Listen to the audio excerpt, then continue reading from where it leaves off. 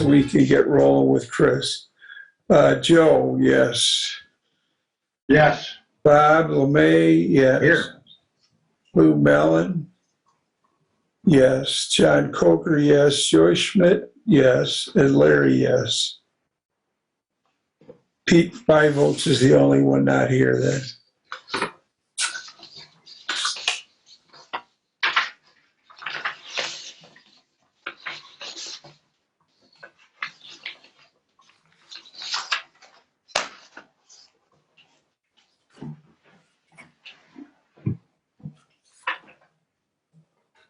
I did not print a copy of what Chris sent out. I'm not really sure how this goes. I'm assuming we read a copy of what Chris sent out, and then. This is Chris. Are you talking about for the hearing? Yes. There's nothing we need to do today. Okay. So just to be clear, and I'm not sure if Dr. LeMay advised you guys. I spoke to him a little bit earlier. Yeah. No, I haven't. Okay. I got a call from Attorney Brad Adamski, who's been retained by Mr. Wilson to represent him as he's entitled to be. You know, there's some due process things that need to be had here. So, however, Mr. Adamski has a conflict with the date set for the hearing. They acknowledge that we've published the hearing, that we've properly noticed them. I see Mr. Wilson coming on now. I really don't want to engage in conversation. Because I see he's let in now. Mr. Wilson's in the meeting, but I've been advised that he's represented by counsel who has requested a continuance for next Friday. We discussed the pros and cons of continuing that because we have some stop work orders, et cetera, in place and some violations of work that's in progress. And, all of those things acknowledged. So with your blessing, I can tell you in the normal course of business, if we were in a court and somebody requested and they just were retained, the court is going to grant that courtesy and grant an extension. So what Mr. Adamski is amenable to, if you are, is that he and I would coordinate. I would coordinate with you on our side. He would coordinate at a date specific, and we can have that hearing. So that is what we have next Friday, and then we would. So if that's what your pleasure would be, I will take charge on that. Chris, can I? Sign with me, Chris. Chris? Yes. Does that mean, obviously, because of the timing, we'd have to go further out, or could we get a new date coming closer? I don't know that. It could probably go either way, but my early impression was that it would probably go into the following week if we could do it. And from our perspective, Joe, what I assured Mr. Adamski, and two things, and I know you guys hear me say it all the time, I'm not decision makers, but it's up to you guys. And two, that doesn't change any stop work orders, and so putting it off doesn't behoove their goal of wanting to continue to do work in those things. So what I will do is get a series of dates, and nothing will be scheduled short of you guys agreeing that it mutually works. But your point is taken, and if it can be sooner and everybody else is amenable, I'll make time. So. Okay. Anybody else have questions of Chris? Oh, the last one, Larry, did you send something out, Chris? Maybe I missed it, and I will look for it. What were you referring to, Larry? It was the notice. It was simply the notice of the hearing to. Yes. Okay. So I can look for it, but the content was just the building commission. So if you don't have it, I can send electronic, but the correspondence was copied to everyone. So I'll get you a copy. But again, all it did was set out that there's a hearing set that you guys did the last. So I would make a motion that we allow the attorneys to get together and come up with a date for that hearing. I'll second it, Coker. The only comment I have, looking at the calendar, don't forget Santa's coming pretty soon. So coming to your house. So we can sometimes Anyway, I'm just concerned about that. The closer we get, the harder it's gonna be. Okay, Okay, we have a motion to have the attorneys get together and set up a date. Any more discussion? All those, Christ, LeMay, Yes. Coker, Yes.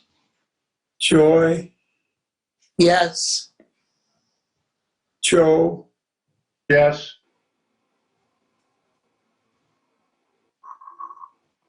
who am I missing here? You.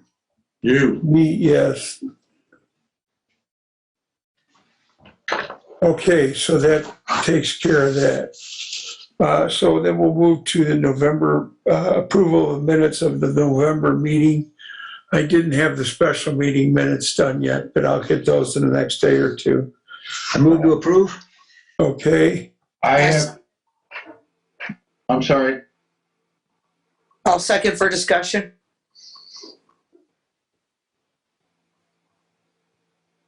Time for discussion? yes, Okay, two easy ones, Larry. First, just for whatever correction, that on the handout that you distributed, just make it meeting minutes of November and not meeting notes. So that's clear that these are minutes for November. got it. Okay, and then the other one is, just for clarity, and I know we do it, and sometimes it drives me nuts. I was looking for, I don't know how long, I'm so stupid. On number 14, I think we probably should have said 2101 LSD or something, because it Yes. drove me nuts to try to figure out what address that was, even though it's Yeah, right I'll below. change, I'll change that. Okay, that's all, that's the only comments I have. Yeah, Larry, secondly, I got 61 site visits and 11 inspections for that period. Okay, Bob, does your motion stand with those corrections? Yeah, I'll move to approve the amendments also. Bob LeMay, I'll second Joy. okay, Coker, Yeah, yes. LeMay, Yes. Joe, Yes,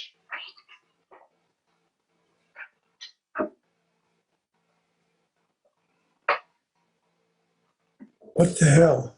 That's only three of you. How about Joy? Oh, Joy. Yes. All right, that brings us good. I'll be how done. about Larry? Yes. All right, so that's done. The commissioner's report, we had 16 permits with construction costs of $269,244, which generated fees of $3,760. We received 86 calls on permits and/or information requests. And I'll get from Lou the site visits and inspections. 70 site visits and 10 inspections. 70 and 10, great. Thank you. Okay, any additions or corrections to those numbers? Moving to old business. This is still with the attorneys working, I believe, the 2300 situation. Can I ask a question?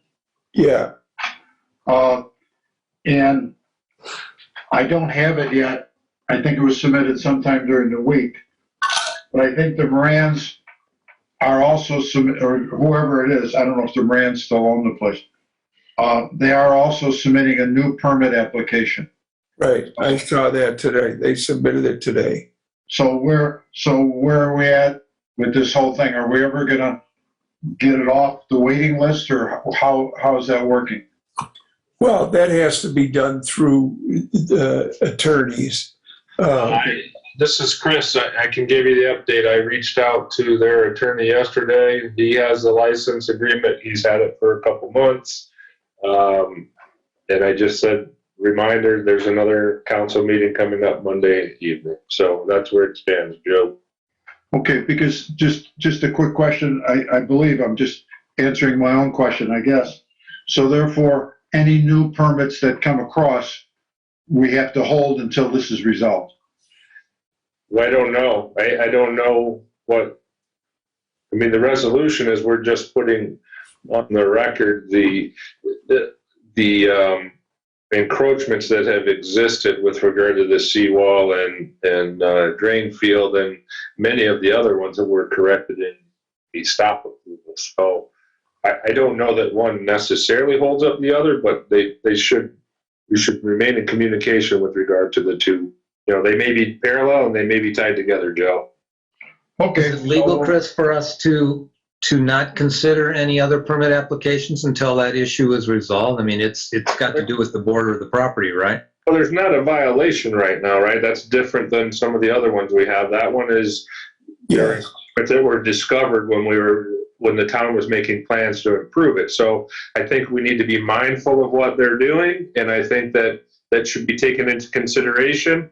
And you know, we also and I will follow up with their attorney again, just because again, understand what we were doing, or to remind you, we were preparing a license agreement that allowed, you know, obviously it'd be hard pressed to find a court that's going to tell them to tear out a seawall, and that wasn't the town's, that's not what the town was going for. The real issue was correcting and putting on record, so in the future, for the Moran's sake, or their successors and interest in the town in the future, we didn't have to revisit encroachment issues, right? And so part of that agreement was going to be that they, once the sewers are done and functional, that they remove their septic system from the town's property, and then once any of these encroachments were either abandoned, discontinued, you know, in such disrepair that they're not, then they'd be removed as well. So you just have to be mindful of whatever's before you with their new application. In my mind,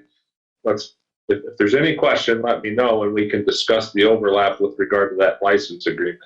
That license agreement, again, the intention is to only put everybody in the world on notice, what's there, and that we agree. Good. Is it possible that I could see a copy of the resolution / license agreement? Could you send me a copy, Chris? I'll talk to you outside of this meeting. Okay. Yep, I'll touch base with you. All right, moving along, stop 18. I've stopped by there 3 times when their cars were there, but they were not home. I'll keep trying, and otherwise I'll have to write something and stick it in their door. Can I, one comment?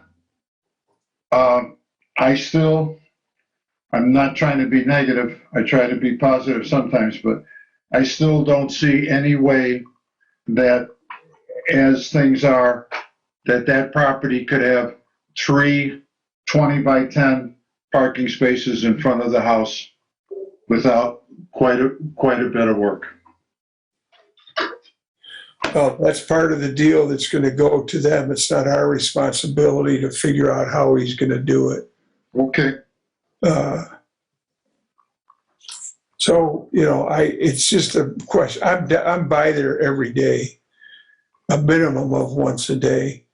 And the only time I stop is when there's cars there. Actually, I'm looking for Tim's big white pickup.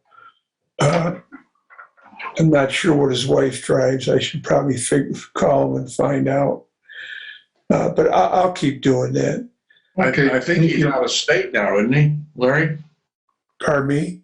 I think he's down in Florida or somewhere south where it's warm. Oh, is he? I didn't realize that. That's what it looks like on Facebook. Well, you know what? I'll send him an email, John, and just tell him, here's what you have to do and sign it and send it back. Or Larry, maybe you need to go visit him in sunny weather. Well, I can tell you, I think Jane would like that. Maybe I could send her, she could be part of the entourage. Yeah, we definitely don't want to lose momentum. We've made progress. Right. And he's not balking at anything. I mean, I've talked to him and he, like I do, I want to meet on site and say, look, you got to do this and this. You got to have the driveway flattened, blah, blah, blah. How he does that, we don't care. With time constraints, right? I mean, and they're amenable to that. So I agree. They've Yes. Yes. Okay, moving on to 2216 Lakeshore Drive Beach Stairs. I don't know, Lou, have you had any conversation with them about changing to steel stairs? Well, initially, yeah, but not at this point, no. We're Yeah. still waiting on the stair ordinance. The stair ordinance exists. It's been passed months ago. Well, wait a Yeah. minute. So, that was sent already to everybody, right?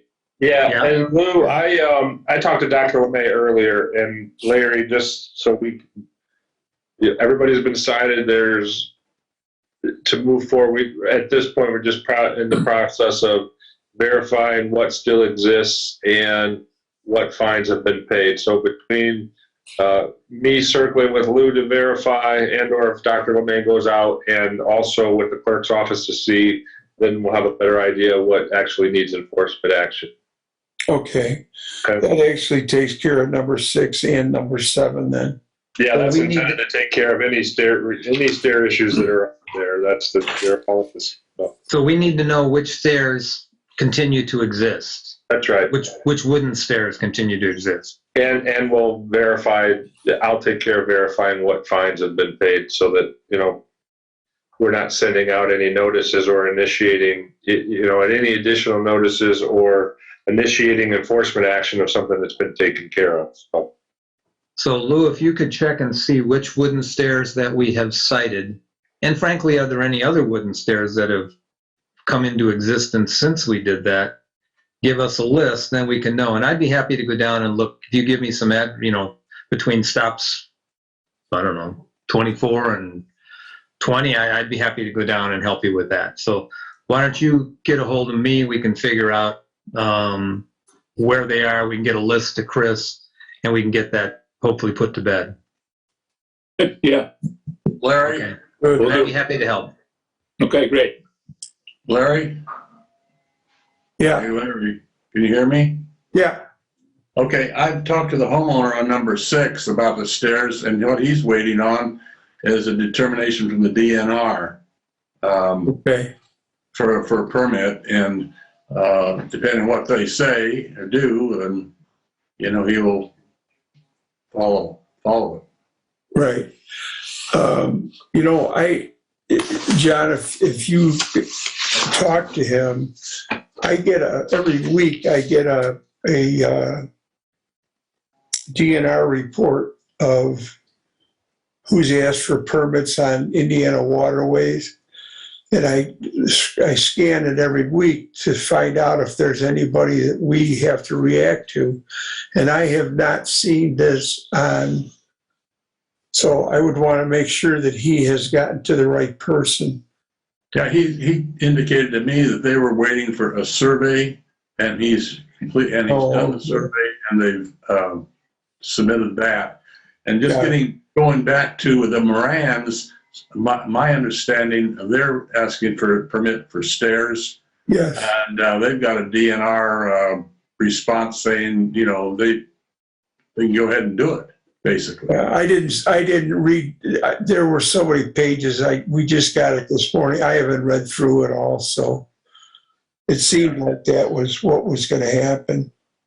But regardless of what the DNR says, if there are wooden stairs still on that property going down to the beach, they're illegal, and we need to deal with that. The question's going to be, though, are those stairs, behind the high water mark? And I think that's going to be an issue. Well, they're in violation of our ordinance as they exist. They're coming off a seawall, right? Right. So they're coming off a seawall and they're more than 42 inches wide and they're not made of wood. They're in violation of our ordinance. Okay, both 2216 and 2300 have not been built yet. So they would be, the only way we would give them a permit is if they were steel and had the backup 2 permits. Right. And I think that's the position we maintain throughout anybody who wants to put stairs in now, right? But those illegal stairs need to have been removed. And if they haven't been, they're in violation. I told that to the folks there at, 2215, is that it, where the wooden stairs are? 2216, yeah. Yeah, well, yeah, and told him, I said, "Bro, probably ought to, remove those stairs and put a permit in for the regular 42-inch."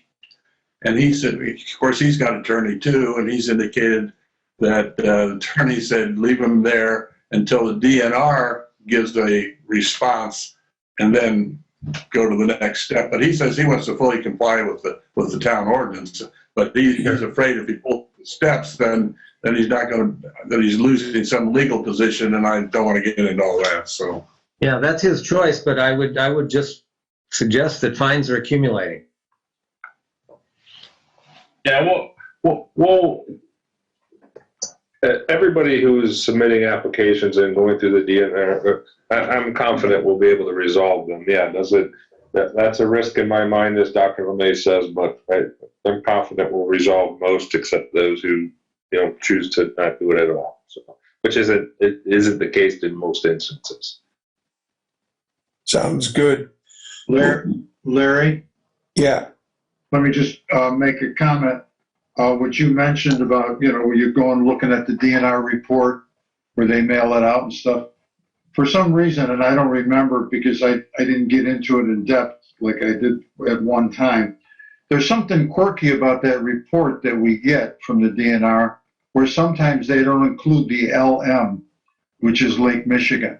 And I don't know why they don't and how that works.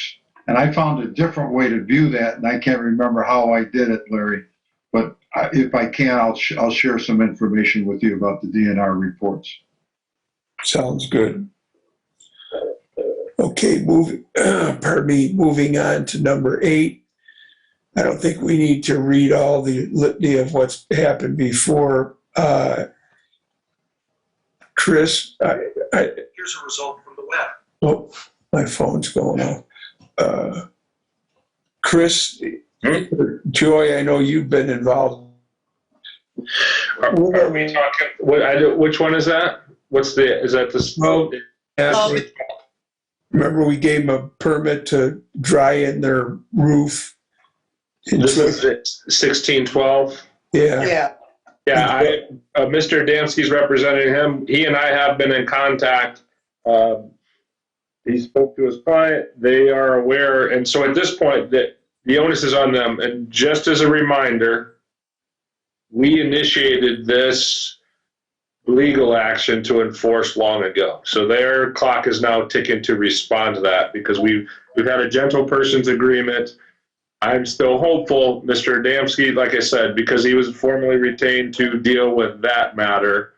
They know what needs to be done, and what if it doesn't, then their response is due for the court, and we're moving on with that. So at their own risk.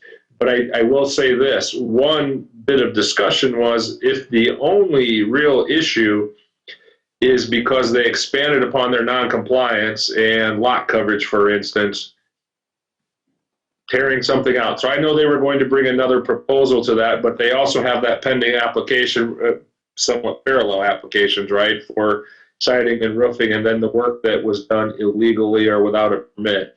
And continuously, they didn't have all of the documents or submissions they needed, as Joy pointed out on several occasions to them. So ball is in their court, but it is moving forward. That's the downside of litigation, though, right, is that is moving forward unless they can demonstrate that they have all their submissions and are ready to come before you, or they otherwise put the property tear out some of the illegal work that they did and, pay the citations that were there.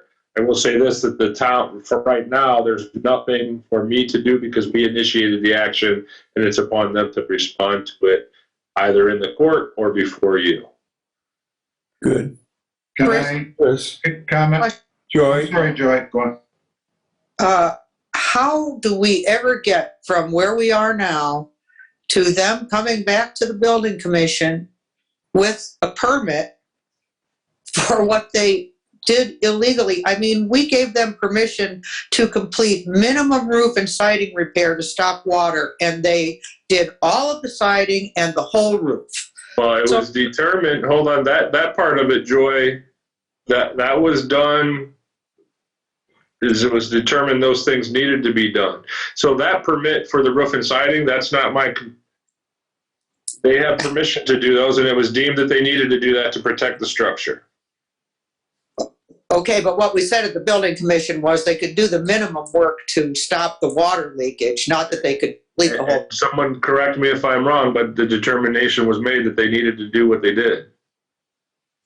Okay, how do we ever get from where they come back to the building commission with a permit and a survey, and we say to them, okay, you've increased your lot coverage, now you have to go to the BZA. How does it ever get to that point? I mean, it's been a year and a half. Well, it is to that point.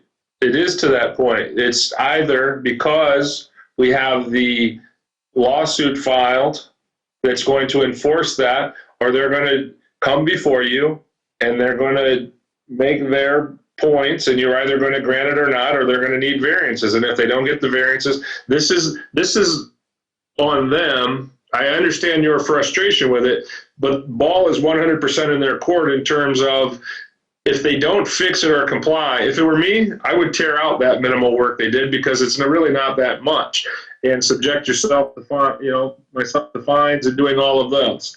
However, it's incumbent upon them. The lawsuit is filed, and if we prevail in that, one part of the order is going to be that they have to pay the town's expenses, right? And they have to tear it out. If they come before you and give you everything that you need and you approve it, everything is good. If there's variances that are required, they're going to have to go before the BZA, and they're the situation where they're asking for forgiveness versus permission, which is always a difficult task. So while I understand your frustration, some of these, I believe that it went both ways in terms of time, but now it is progressive. So, But now that everything has been done, why would they bother? well, why they have to bother is because we're before the court and they have to respond now. We're going forward with that unless they do one or the other. That is already initiated, and as I had said at the outset of my response to you, the gentle person's agreement where they don't have to provide an answer and we're resolving this, now we're moving forward with that. They have to provide an answer. If they don't provide an answer, we're going to get a default judgment against them and have the relief that we asked for before the court.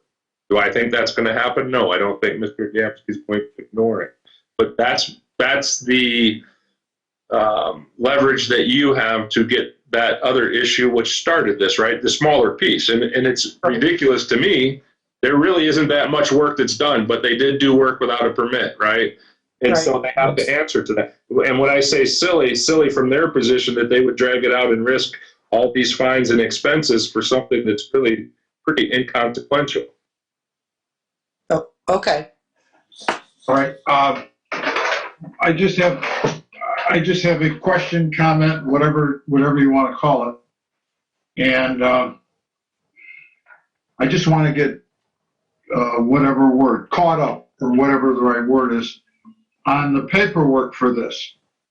Now, from the discussion we just had, it's assumed then that they were allowed to do a total roof and a total repair of siding. Is that correct? Yes, they totally replaced the siding and totally replaced the roof. Okay, whatever they did. Now, Joy, I asked a different question. I didn't ask what they did. I'm asking, is that what we approved? I just want to get clarity. No, we told them that they could do whatever roofing and siding that was necessary to maintain the integrity of the roof and the siding.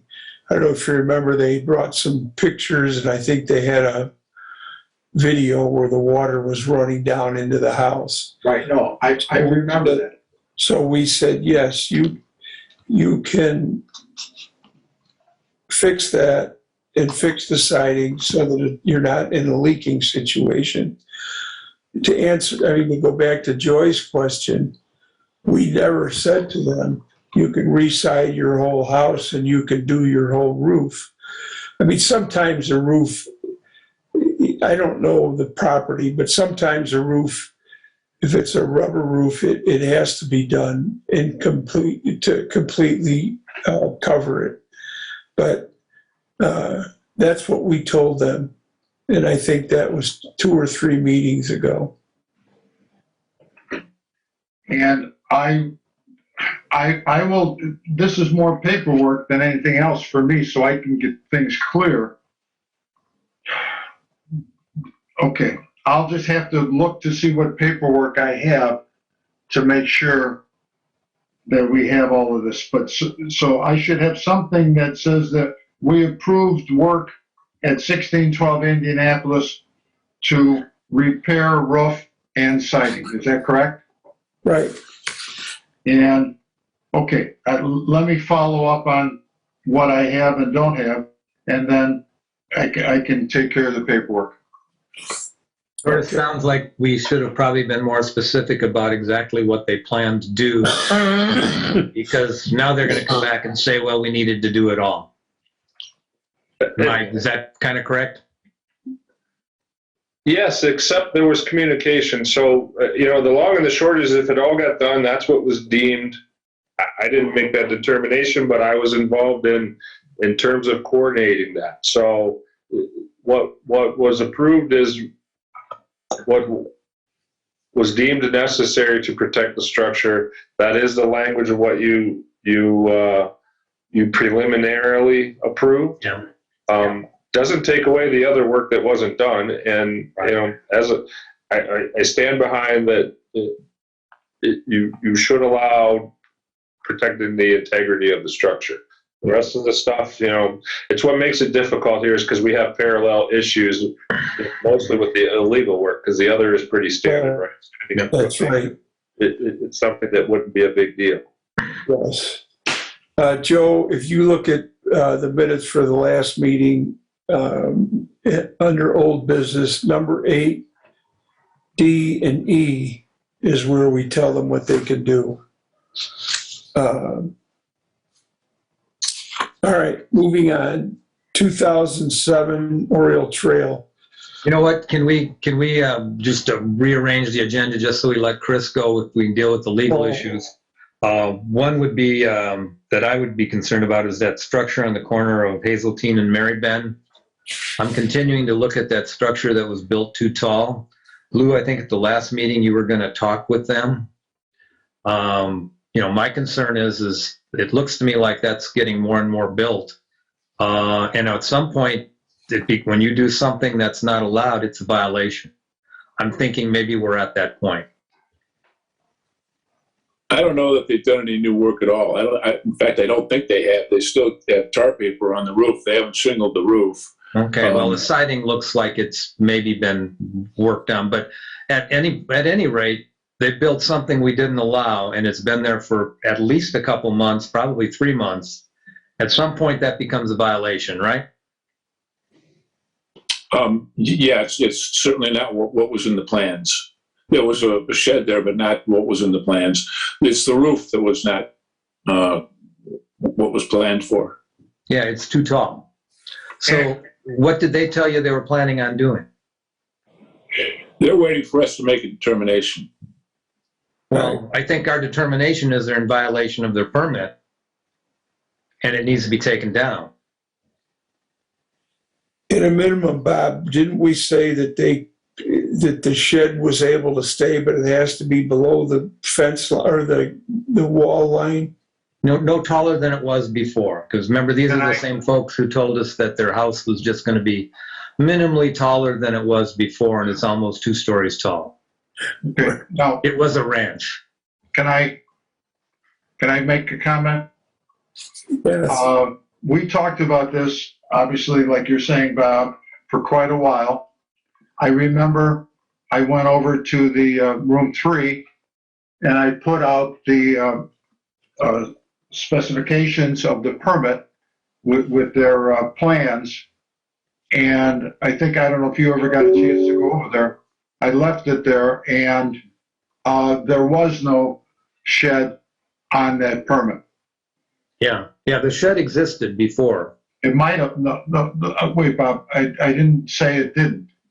All I did say is on the new permit, Yep. there was no shed on the new permit application, on the paperwork they submitted. All right, Lou, could you stop and talk to him? Yeah, sure.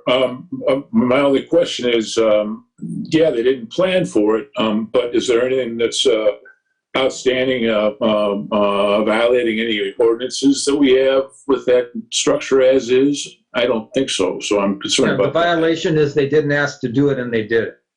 Right. It's non-permitted work, right? So this is Chris, just to make sure, Lou, it'd be best if they resolve it through you, right? And then either amend their application for permit of that original one, might be the one way to handle it, or they could submit a completely new application and mirror it, because I'm not sure where you are on all of the approval. If it was an approved project, maybe the best thing to do is amend that original one. And then next step would we need to send them the notice of the town taking action to correct it if they don't. But again, I'm always hopeful that things get resolved. So I guess I would suggest, let's give them a month. Next meeting, if things haven't changed and nothing has moved, then I think we need to issue a violation. All right, Lou, if you would stop by, just explain the situation and get a response from them, then we can see what we're gonna do. Okay? Yeah, okay, fine. And then the other one for Chris is, I see we have Mr. Wilson here, and I think he has an application in. Well, for Mr. Wilson, I'm not sure what application it is and what's pending. I just want to remind all of you that he is represented by counsel on the other, but not necessarily the individual projects. And so, I will stick around for this discussion. I'm not sure what property, if it's one of the properties where there are stop work orders already. And my understanding is there was another stop work order issued on the back. Let me just say, for my clarity is he's working on 2 properties. One is 1900 Lakeshore Drive. The other one is 2516 Lakeshore Drive. And I believe, and you can correct me, that both of those have stop work orders. And right now, my understanding was that Mr. Wilson should not be working on either of those properties. Can I speak? Hello? Yes, Steve. 2516, at the last special council meeting, you guys approved me to continue with the foundation repair work. That was approved at that meeting, and everybody here was attending that meeting. And yes, it was. That's correct. But action took place after that approval. What action? Stop work order. For what though?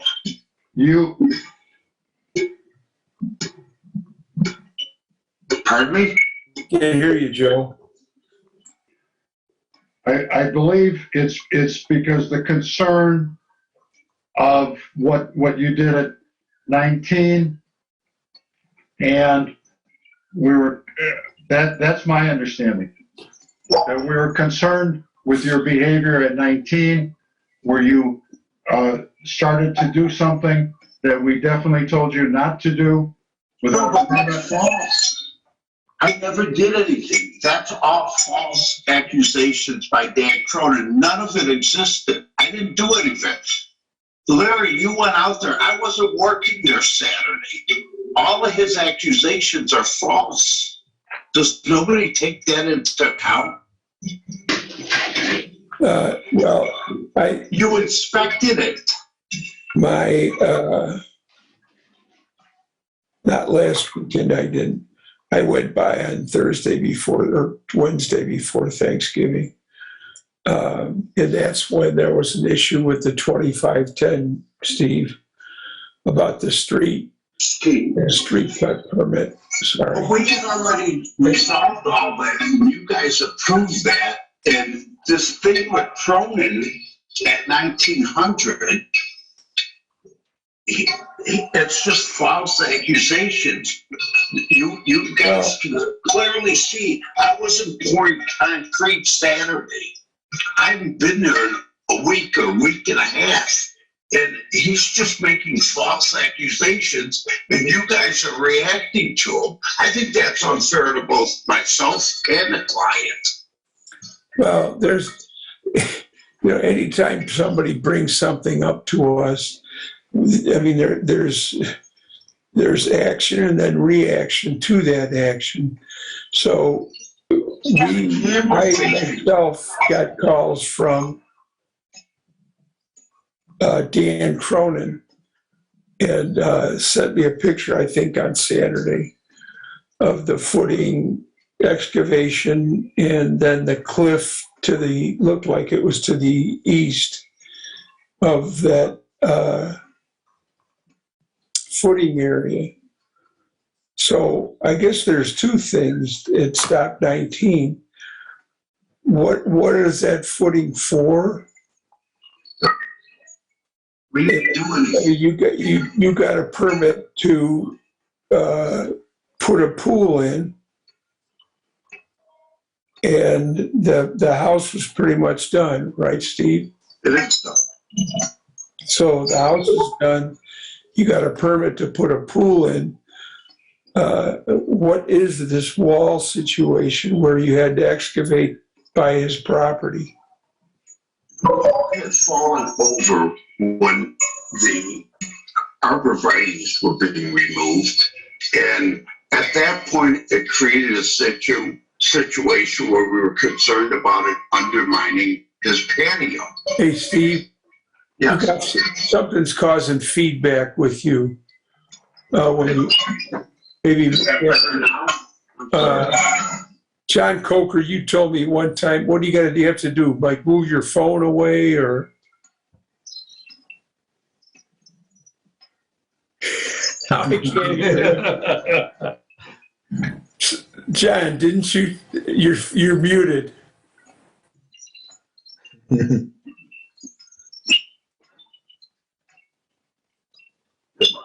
Right now? John, didn't you say one time it's the phone or something that does that? It wasn't me. I have difficulty turning on my computer. Like I said, I don't know. So, Steve, I think what you have to do is get other electronics away from your speaker. So, because what happens is you're being stepped on.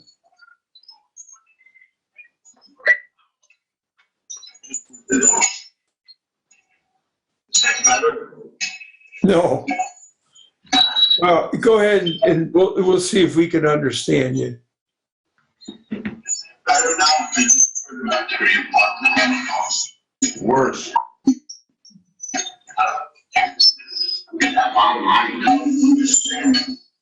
I don't know. You're so choppy, we can't understand what you're saying. Back in. Leave the meeting and log back in. You can try that. I'll let you back in. You could try that, maybe Or that. maybe try a different location. Can you move your computer? I mean, I'm right close to the router. Well, maybe you're too close. I don't know. Try moving it, see what happens.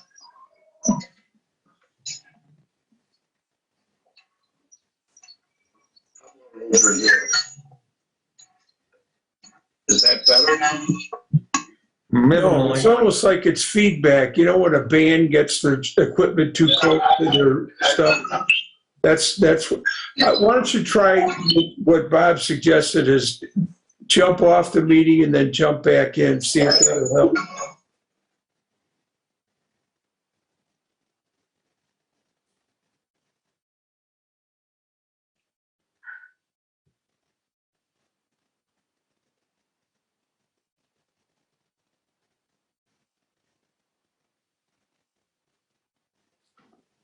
We got any computer wizards on here?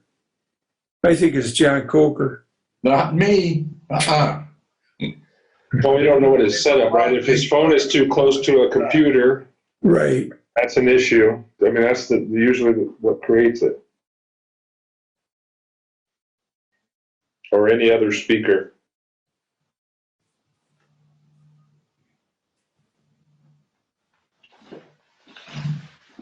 Well, maybe maybe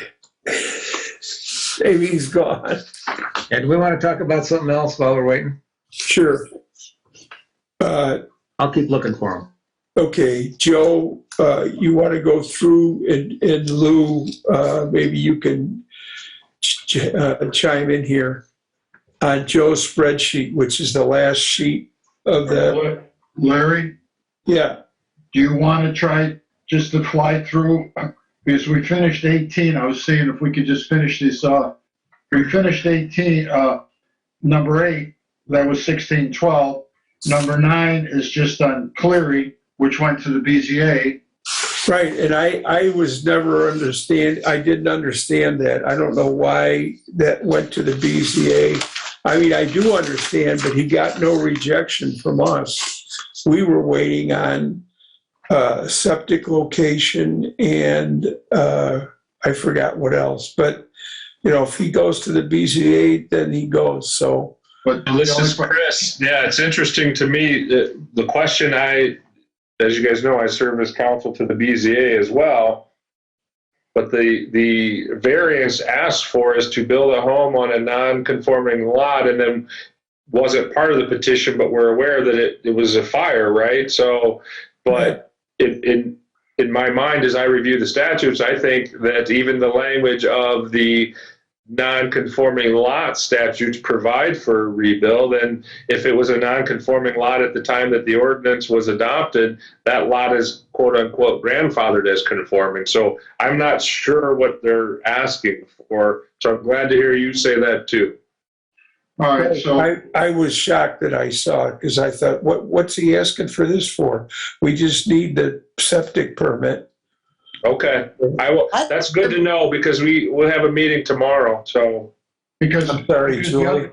but just for clarity, the other thing is, yes, he might have to go to the BZA once we do a final review, but we've never done it. I just want that out there for them to think that they might not have to go to the BZA for something else, or we have to read the fire ordinance, et cetera, et cetera.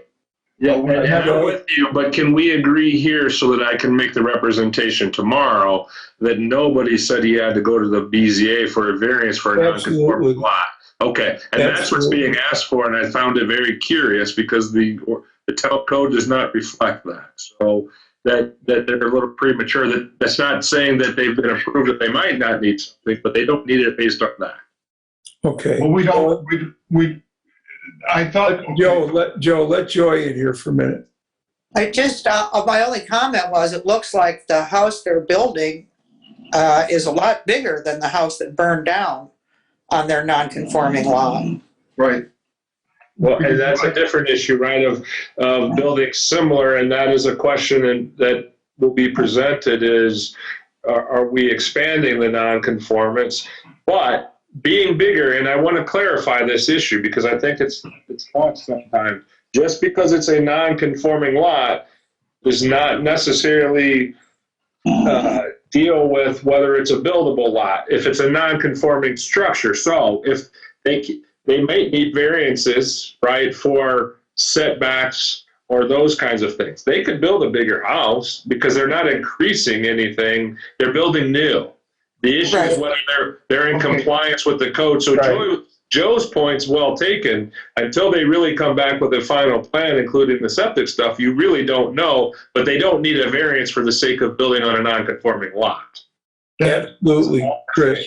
We haven't, and that's, as I said at the open this up, I was surprised to see the information in the BZA, and I thought, you haven't even given us all the information for the original place, so I don't know what you're going to the BZA for. So The only, I guess we'll just leave it at that. He's at the BZA. Larry, Joe, let me finish. We'll leave it at that he's at the BZA, and wait till we see something else come in from him. but Larry, what I don't want to say definitively, he might not need a permit for a non-conforming lot. I haven't reviewed it. That fire ordinance, I understand. Nobody's saying that. That's the Chris is problem. saying- No, I'm saying that because it's a non-conforming lot, Joe, he doesn't need a variance to build on that lot. That is a definitive issue. So I'm not going to make that representation from you, but I'm telling you, he doesn't need one to build on a non-conforming lot. That lot existed and was a buildable lot, but for the non-conforming ordinances being adopted of the code. He may need variances because it's non-conforming and he wants to do something with his structure. So I think by virtue of it being non-conforming he's never going to need a variance to build on that. Right. Okay, and Chris, all I'm saying is, and you probably could be correct, but all I'm saying is part of the building commission, I haven't made that determination, and that's all I'm saying. Well, I'm All right. going to tell you what my advice to the BZA will be, but we're on the same page. Okay. Mr. Wilson is back, as is Mr. Adamski. Can Okay. you hear me now? I do. I'm stating the statement by Cronin that I was doing work is false. He has a camera that was pointing at the backyard. If he's making that claim, he should provide the evidence because we weren't there. When you guys stopped this, it was on his statement and no one was there. I mean, I don't understand what his agenda is, but I was not there. And if he wants to say I'm there, he's got a camera pointed back there that he could prove it. And has he provided any of this evidence? And this is Chris. Before we go forward, I don't really want to have the merits of any. So we have a fine line here, right? I don't want to have the merits of the hearing that we're going to have in the future, but I will say that it isn't unfair to ask. I know Lou wrote the additional stop work order, but did someone go inspect whatever the alleged work was? Was there additional work and was it before or after? So those are important to determine. I'm unaware of any of them. Do we have documentation that additional work was done since our meeting last Friday? I don't know when the work was done.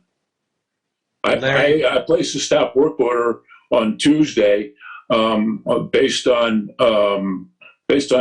Cronin's conversation with myself and with Larry that there was work being done.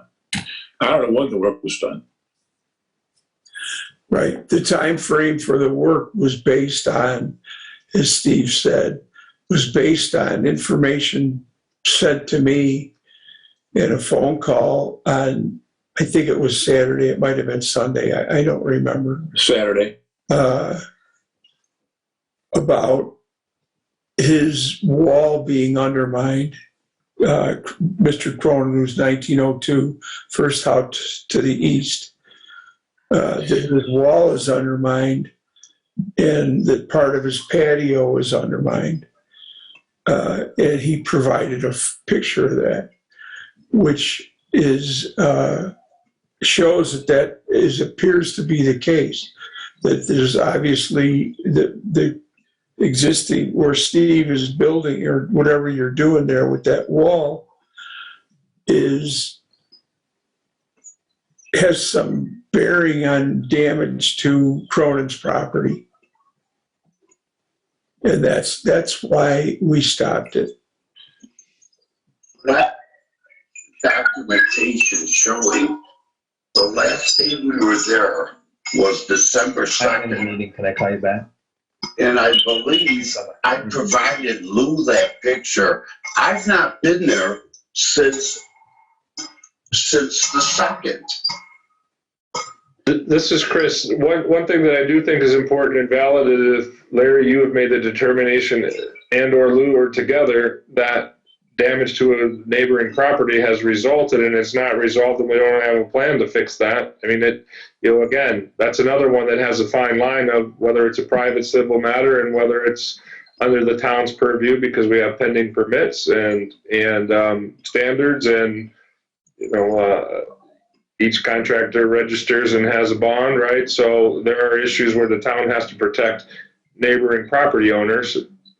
Mr. Wilson's 100% correct in that we can't just, no court of law is going to do it, is just take one person's side and we have to show that. But if a determination has been made and the thought is at this point that you think that there is damage based on his work, those are valid reasons. And in keeping with your thought, is that a civil matter then, if there's damage between the two? Or damage, I should say, at the 1902? Well, I think that I want to be clear on that. I don't think that any resident is ever going to be happy that you allow somebody to do subpar work that damages their property if there's something in your control. However, just because one or the other says it doesn't make it so. And that's for Mr. Wilson or Mr. Cronin, right? That goes to both sides. So to me, what it comes down to is whether, in your opinion, the work there is creating an issue, right? We're not necessarily going to get involved in what damages, let's say there is damage for the sake of discussion and it was caused by the extent of it and who's Mr. Wilson paying, that's not the town's purview, right? That's between Mr. Wilson, Mr. Cronin, and their insurers and their attorneys. But if you're in your determination that property damage has occurred because of the work, absolutely, a stop work order it is appropriate so that we can figure out that issue. Okay. Well, that was the crux of the stop work order at stop 19. Stop work order at stop 25 was because there was a ramp that was coming off the street, and I think it was Friday after Thanksgiving. I went by and I saw it, and there was no stone. Normally you would put stone so that it would not wash away the fill on the hill. So we put a stop work order on it so that they would comply with that. Tom Dolph came out. My brother John was out there. I'm in a meeting. Can I call you back? I think it was John and Tom Dolph explained to Steve that you can't cut right to the street. Well, you'll undermine the street. So I don't know if that's been resolved or not. Respond. Steve? We put the stone in. I've applied for the permit. And at the last special meeting on Friday, all of that was accomplished. And at that meeting, you said I was allowed to continue to work and repair the foundation wall. Yep.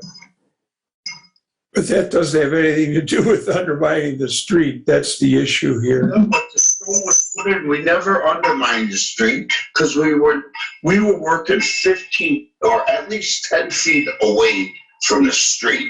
There was no undermining that ever occurred. It's the ramp. It's not the work that you were But doing in the put house. the stone in that you guys had requested. I got the street permit. I did everything that was asked of me. And remember, I went in front of the zoning board in order to get the foundation repair permit, and nobody ever said anything about a street cut because I really wasn't doing any street work there. But I did put the stone in. I conformed to whatever additional requirements you guys asked of me.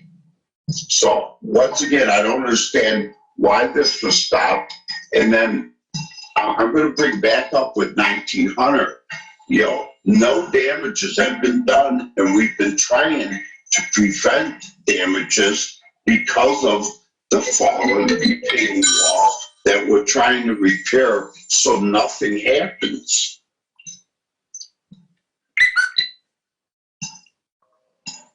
I think that the second stop work order was issued because, or the stop work order was reinstituted because I believe we were under the impression that work was continuing despite the fact that, Steve, you said you wouldn't. No, Sounding like we don't have documentation that that in fact did take place. And we did give you permission to do foundation work at, was it 1900 or 26? no, 2,500. 26, 25, I'm sorry, 25. 25, yeah. And then, did we give you permission to do any work at 1900? No, you guys told me to stop. I've Okay. been there since the So second. 1900, there's a stop work order. 2500 was issued because we thought work was continuing at 1900, and it hasn't been. So I think given that, it'd probably be not unreasonable to lift the stop work order 2516 because obviously we had some faulty information. Does anybody disagree with that? Well, I want to clarify that. I don't know that it's faulty, but we don't have support for it, right? And we have to do that on both sides, so. Yep. So I would make a motion that we allow Steve to do the foundation work at 2516 Lakeshore Drive. I'll second it, Coker. And that's the only work that gets done there, is that correct?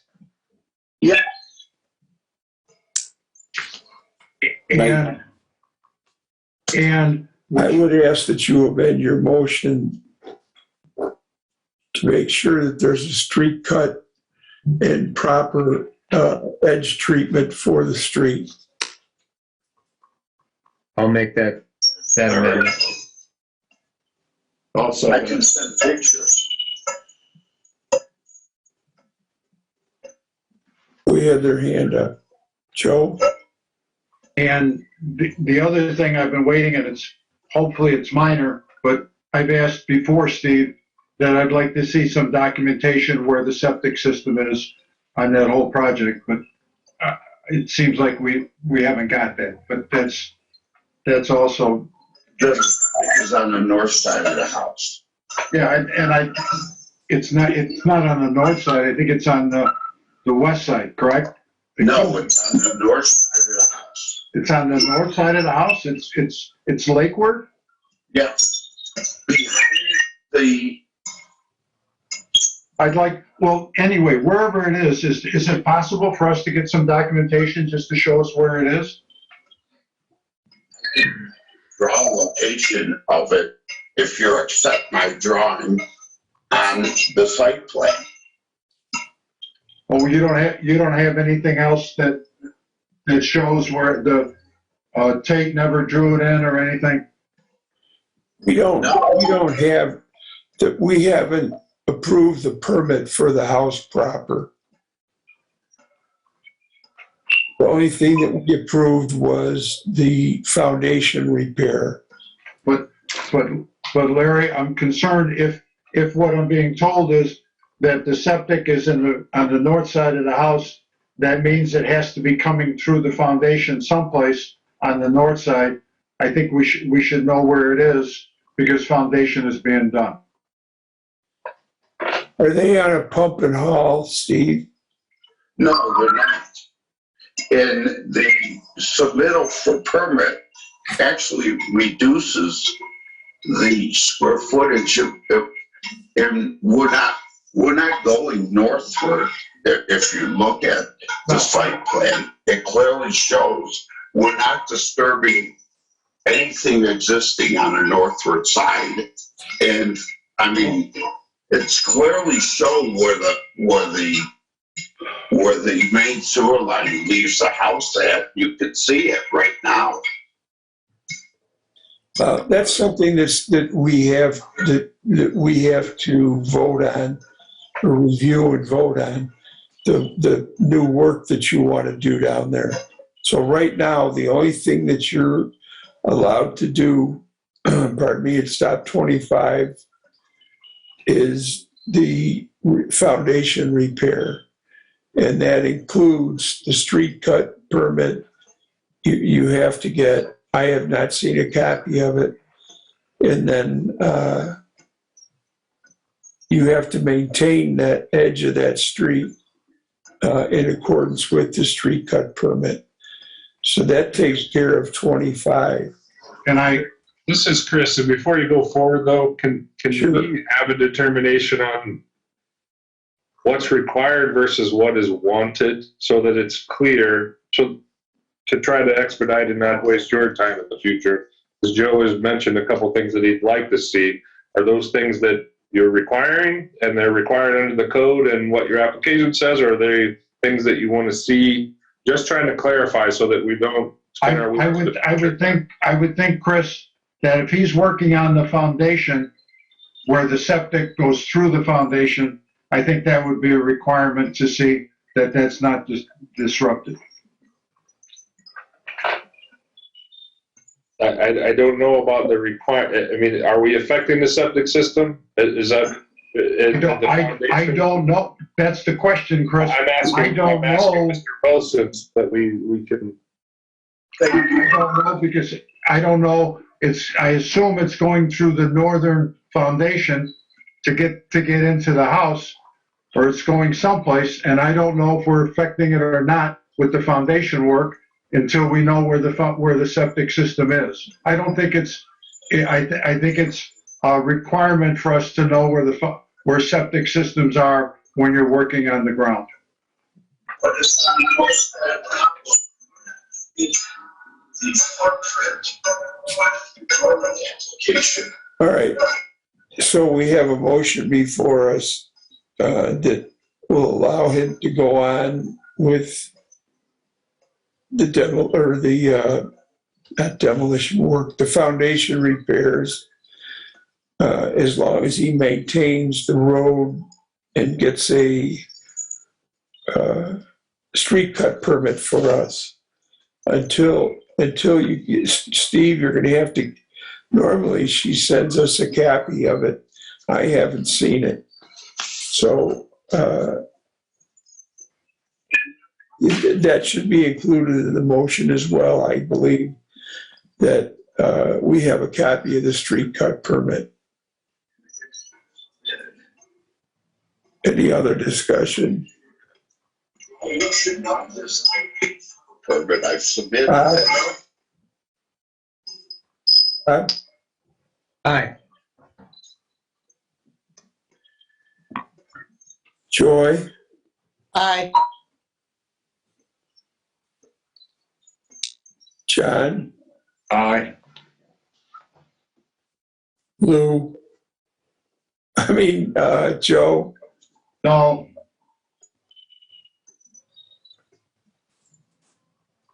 and I vote yes. Okay, so that's that.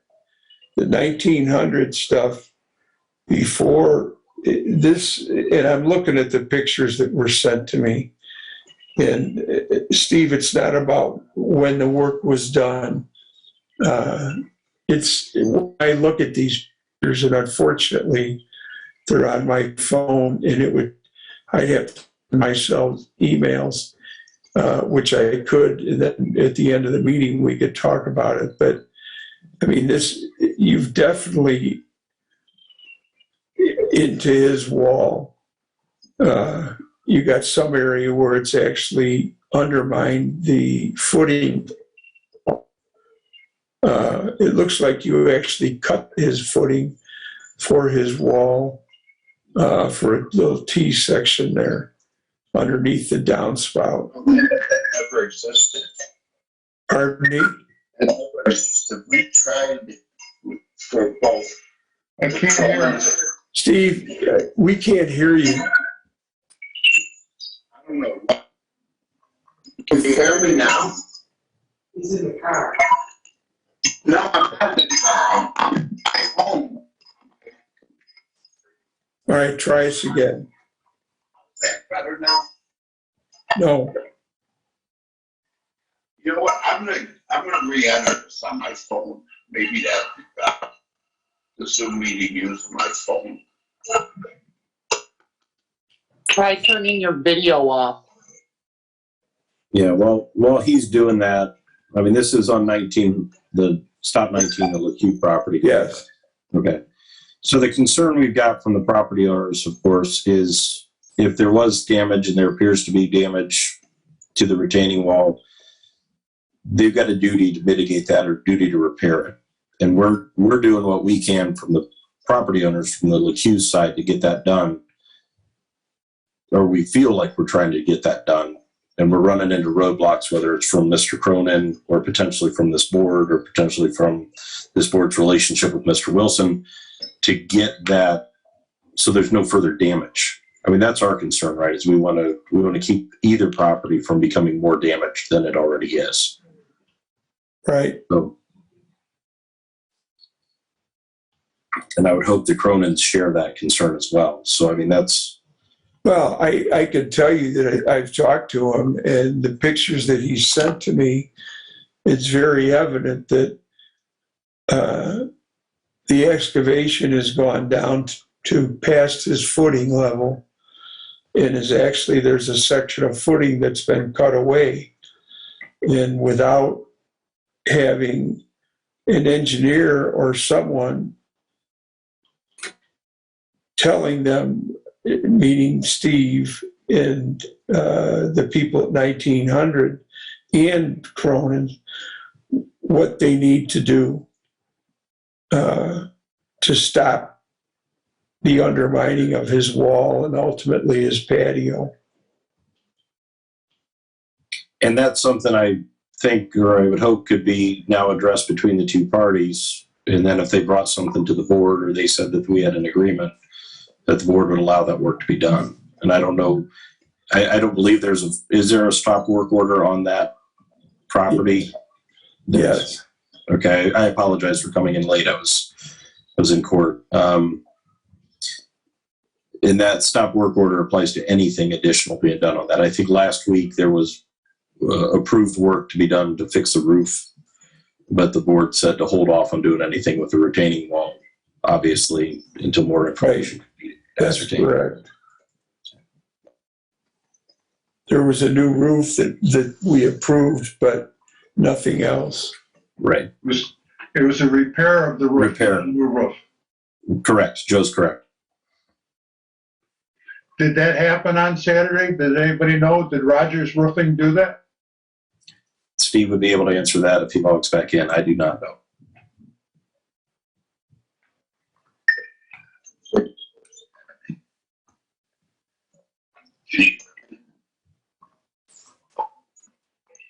I'm going to try there. We can hear you, Steve. Okay.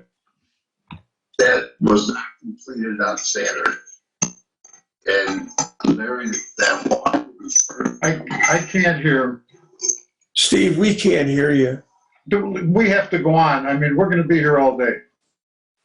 Steve, why don't you log off, try and come back on with your phone, and we'll try and pick you up again, okay? We'll log off with your computer, though. There you go. All right, Why doesn't he call his attorney and then talk to the attorney and do it that way too? I don't know. Okay, All whatever. right. We got to go on. We're going to move on and see if we can get some, Steve can get himself done. 2101 Lakeshore Drive. There was a height issue. There was a lot coverage issue. I talked to the architect a couple of times last week, might have been once this week as well, and explained to him what constitutes coverage and what is free area. And I just explained to him, anything that's put down, stone, retaining walls, I said, that he asked about permeable pavers, and I said, no, that's not permeable pavers, count as coverage. So there's really nothing for us to do on that until he comes back. Lou, unless you have something, but he's going to rectify the issues and get back with us. Yeah, what we got hanging out right now is coverage. They're at 37%, and I talked to him this morning. He's back down to below 35, and he's submitting plans that will indicate his new plan is now less than 35% coverage, and he will be putting in new plans and a new application Okay. in the near future. Great.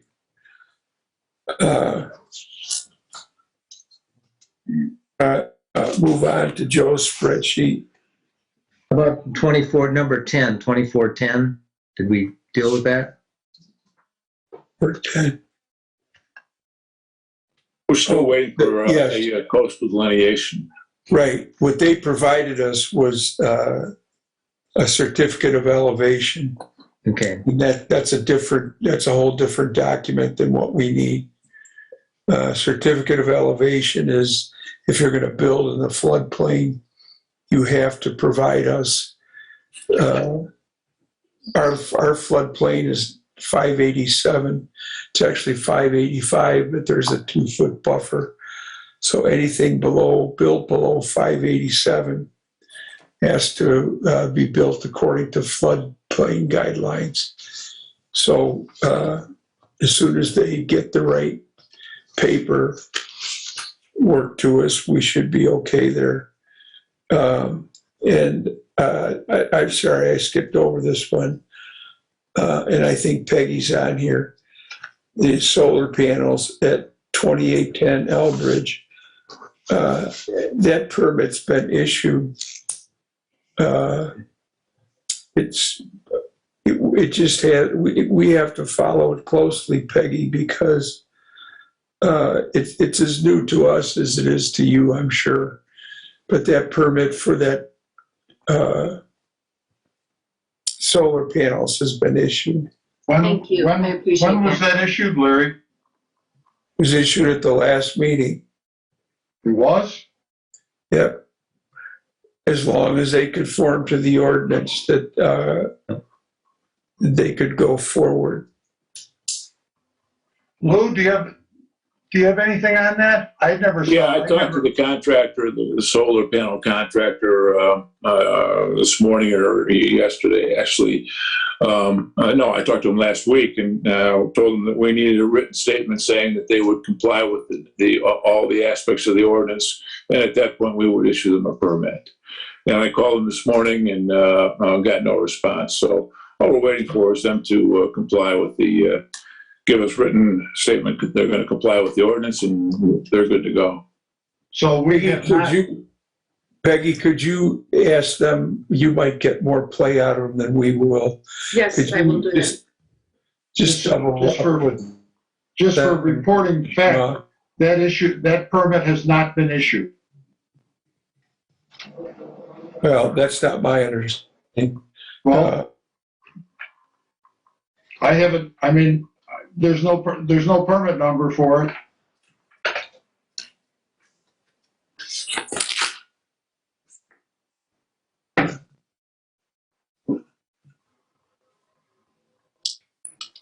Meeting or the minutes from last meeting, line 12, we're waiting on a solar ordinance approved if it meets the new solar ordinance.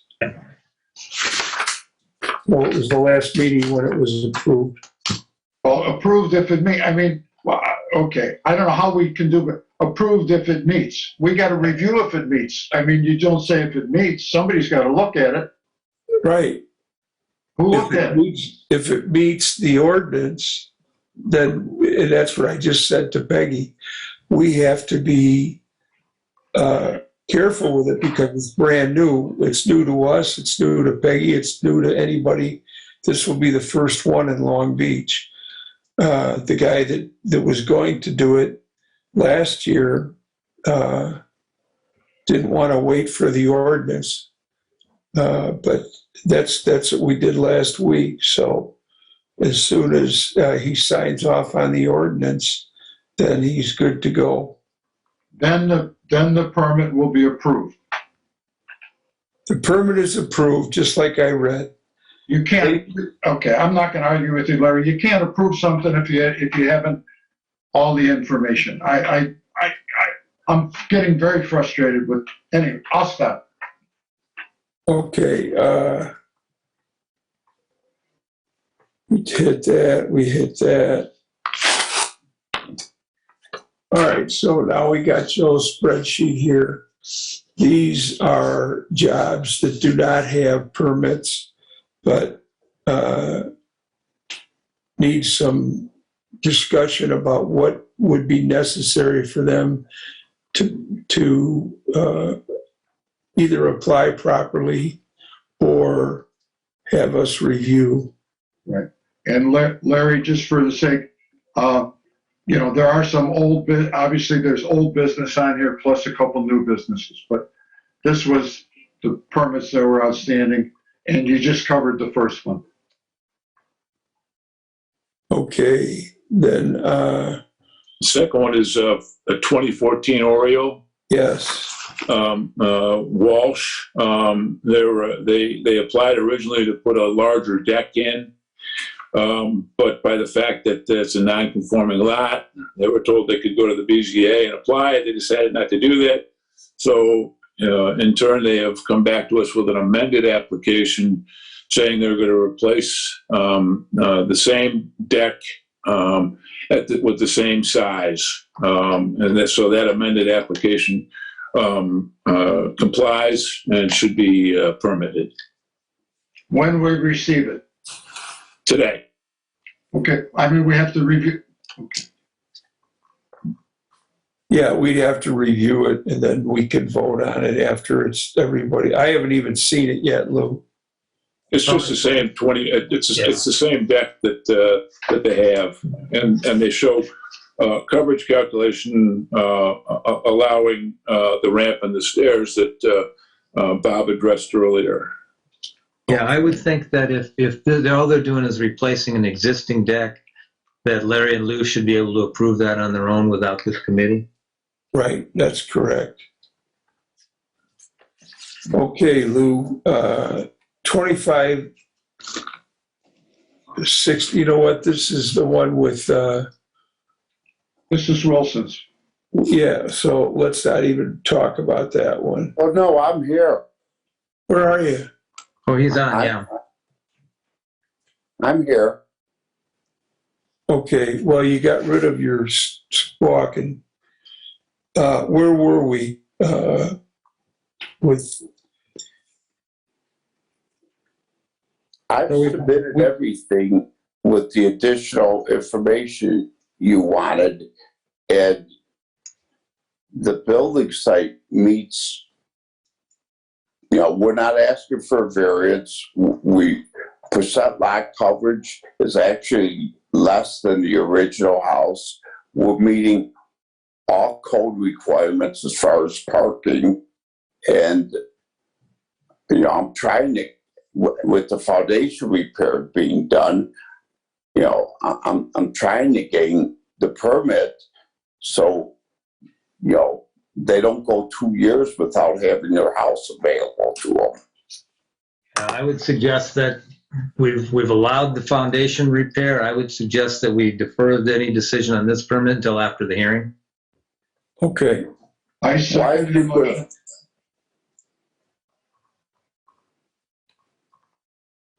Joe, did you second it? Yes, I did. Chris, is there any reason we can't do that? There's no reason that you cannot put it off.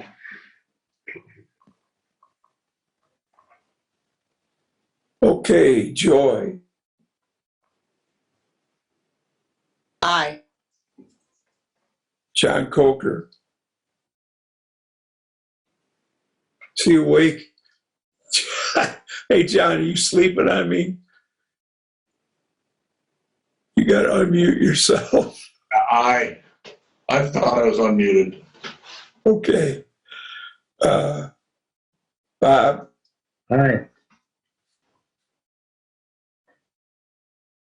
Joe, Aye.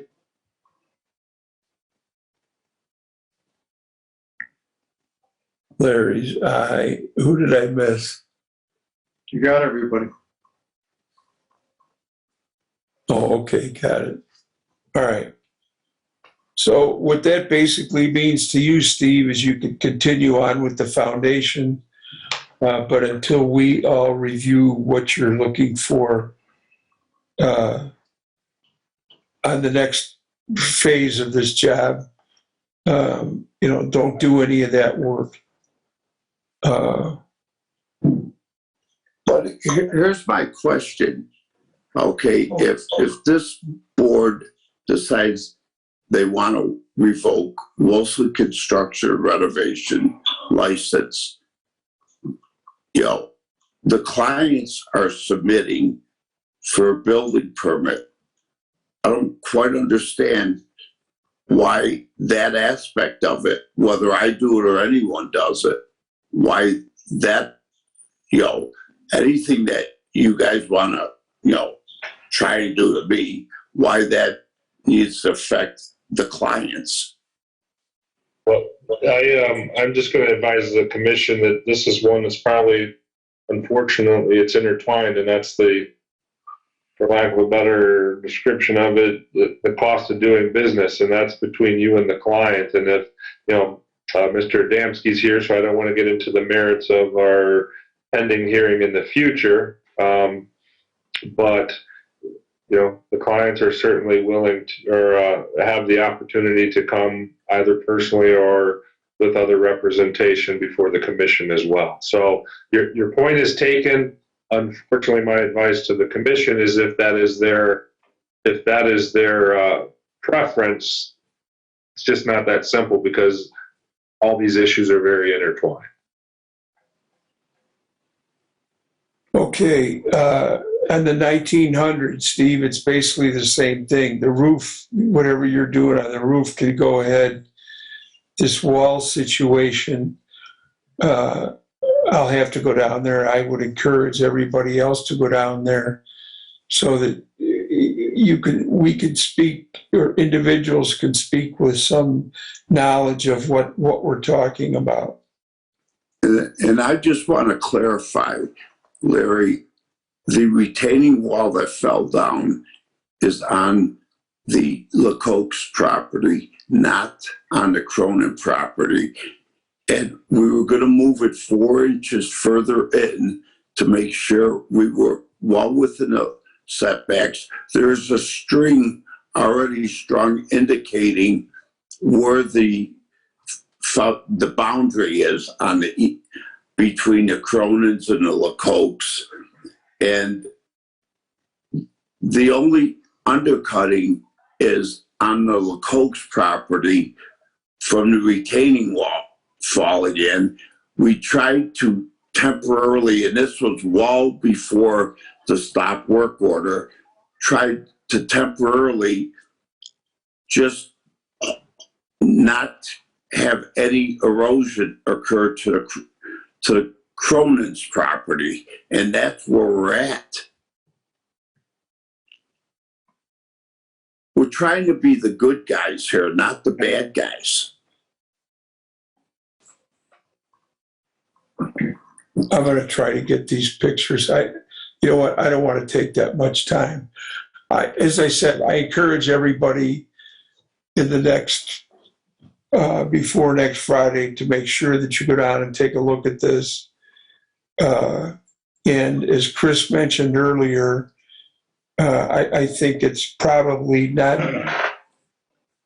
I mean, we could stop work and we can issue permits, but I think anything between the homeowners is a civil matter that wouldn't that wouldn't affect us. But if everybody stopped down, it's, you know where it is. It's on the east side of the house. Unfortunately, there's gates on both homes, which is that's a fire hazard, to be honest with you. If you lock the fire department out from getting on the side of your house, it can, It's a gate. It's not locked. It's not He locked. has it locked on his side of the house, not the Cokes. okay. All right, can we go on, Larry? So that's where we're at with both of those. Don't do anything with go ahead and do the roof and get the foundation repair done at 2516, but the other work cannot go on. Can I ask, when does this board believe they're going to review 19 to replace what was originally submitted, which is repair the fallen retaining wall on LaCoke's property? Well, I don't think we're going to bring that up until everybody gets a chance to see what's going on there.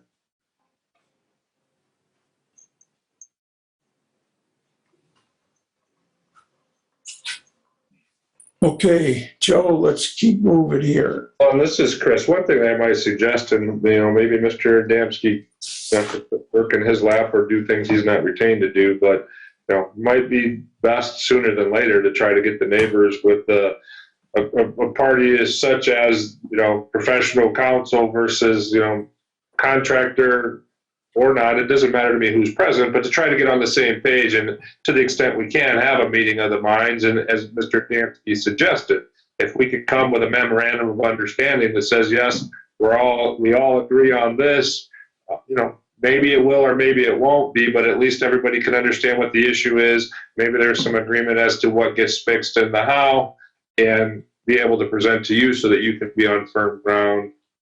That is really not intended to be such a terrible joke at all, but be on firm ground to make sure you can move forward, right, and not have issues between these neighbors. Right, and thanks. That's what I was getting at earlier. If we could come before the board with something like that, I'm sure the board would not object or halt that from happening. But I don't know the likelihood of that between the parties, but I'm certainly willing to work on it for the accused. Okay. And if that happens, we could consider a special meeting after the hearing. Thank you. Okay. Thank you. Joe, Yeah, you're a 2016 Oriole with the steel rods. right, that's the fence, and I think you Right. mentioned, Larry, I forget how much you called it, the distance between the rods going horizontal has to be, what did you say, like 4 inches or something? It can't be more than, you can't pass a 4-inch sphere or a ball between the balusters. Okay, so Lou, that's what we got to check, is that 4 inches, correct? Right. Okay, and the other thing, it's minor, but, it's, anyway, he says he's spending $477. I don't know, Lou, just check to make sure that that's reasonable. Anyway, Right. When he runs the string on the property line, then we could talk about getting a permit for it. okay. Now, Okay. Larry, the question I have on the next one, and then I'll let you guys, but throw you my question, is they're talking about putting a garage to the house. And then, again, I don't want to get into all kind of the definitions and stuff, but, it's the attached, if it's an attached garage, then you can do other things. And if I'm not reading properly the plans, then I'd like to be corrected. But what they're actually doing is in between the garage and the house, they're building stairs, and at the top of the stairs, there'll be a door from the garage at the top of the stairs going into the garage. Now, I don't know if that qualifies as the definition of an attached garage to the house. There's another one, the one up. Yeah, that's a different one, Larry. I don't want to mix the two. That's a different one. Oh, I know, but I want everybody to understand that there's a 2021 Silvertip, which is basically the same situation. So it's a garage that's connected to the house with the breezeway. And For that one, there is entry from the house to the garage. right. This one, there So, is no entry from the house to the garage. we have to make that determination of what we are going to consider as attached, detached. The difference in the Silvertip thing is they're building an entire new garage. This 2716 Roslyn Trail job, it's an existing garage. They're just simply adding a link between the house and the garage. Call it an addition to the house is what I would call it. It's just an addition. Lou, what is the link between the house and the garage? There is no link. Nine. What's the length is 9 feet. What's the link? You said there's a link between the house and the garage. That's what they're building. On In addition. Somerset, you have a walkway between the house and the garage. From the house, you can get to the garage. On this property, there is no link. There is no connection to the house. The only way to get into the garage is up the stairs, which is not the house. I'm viewing this situation here as an addition to the house. There's a breezeway between the house and the garage? While you guys are talking, I'm going to see if I can bring this up. The garage is already built. It's not a Yeah. question of building a new garage like it is at Silvertip, okay? Well, okay, let's just talk about this one then. Okay, yes, Lou, the garage is built. No, there's no argument. The house is built. There's no argument. How do you have access to the garage from the house? You don't. You have access outside where somebody built a staircase to get to the garage. I don't see, you said there's a link. There is no link between the house and the garage. I don't know how you define that as an attached garage. He said they're building a link. No, they're not. You have to walk outside to get from the house to the garage? No, yeah, now you do, but they're adding a room, which they're calling a link. Okay, then that is an attached garage. Not right now. Let's stop. It will be, though. Yes, it will be. Well, Let's stop. I guess that's somebody's definition. I mean, they're Can putting somebody- an addition between the house and the garage. Okay, It's attached, can we slow down a minute, please? Can we just slow down? Now, what you're saying is, I do not see. Are you saying, Lou, that there's a way to get into the garage through the house? There will Is that be. what you're saying? There will be. How is that, Lou? How? I don't see that on these. I don't see that on the plans. How is it? They're building an addition between the house and the garage. What addition are they building? It's a room, Where do you 16. see that, Lou? 16 by 9 room. What? Yeah. What? I don't see that at all. What are we talking about? Well, it's in the plans. In Page 7 of the plans, Joe. 2716? Yep. Trying to bring them up here.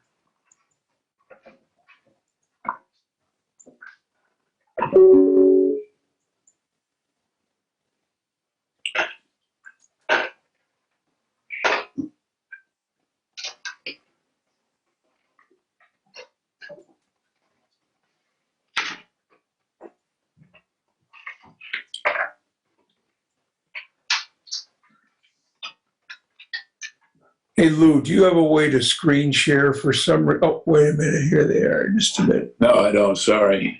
Hold on. I think I got it right here. So let me just clarify. I could be dead wrong then. What you're telling me is they're building a staircase in between. We all agree with that. Am I correct? Yeah, that's in the addition. I'm sorry? That's in the addition. There's a staircase in between the house and the garage. that There will correct? be inside the addition, yeah.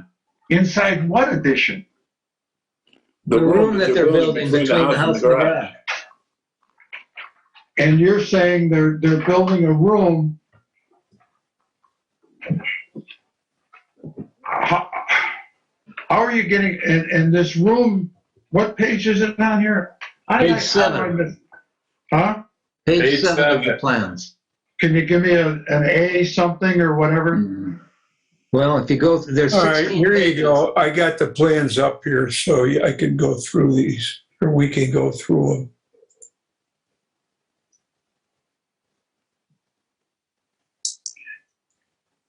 So the shaded area is where, God dang it, the We're not- shaded There we area go. where Yep, there we go. the new building is. Can Yeah, everybody and if see this now? Yep, and if you scroll down, it shows the side view of that. Right. Okay, Larry, shows, I see that space. That's where they're putting, and you're saying it's more than a staircase? Yeah, it's a room, Joe. You'll see it in just a sec here. He'll keep going.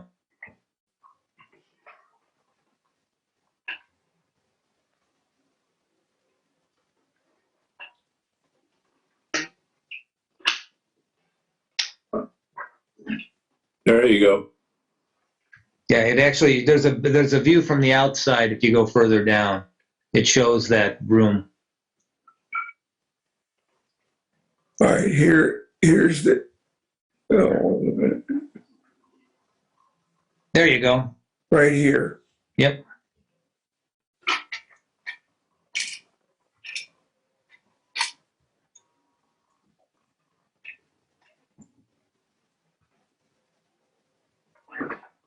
Okay, so west elevation, the other one is the east elevation. So this is what creates the connection. This section right here.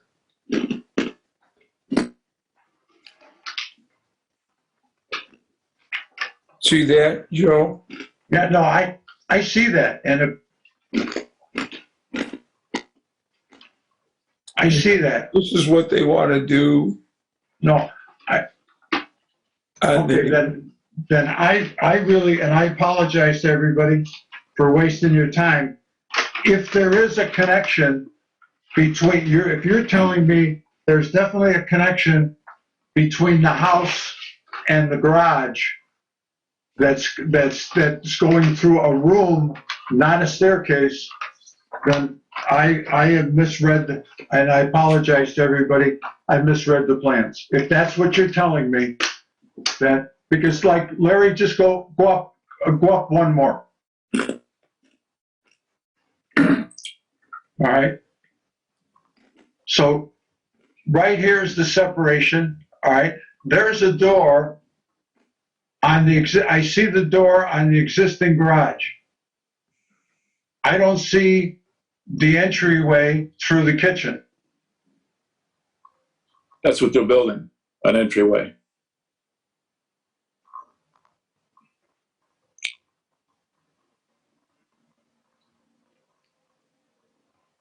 Okay, now here's your staircase. Right. Here's the door to the garage.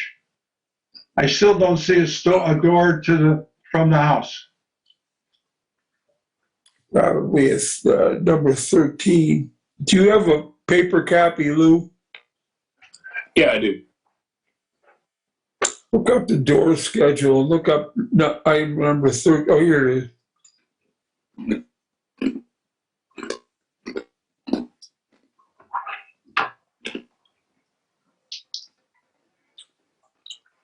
I don't see number 13 on here. I believe it's a slider. Right.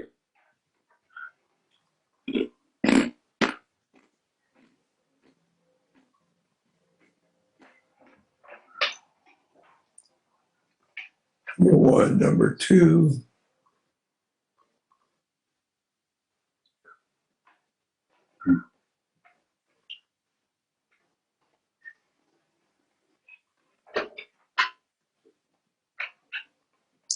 Right. So where this 13 pokes down. I think you're right, that's a sliding door.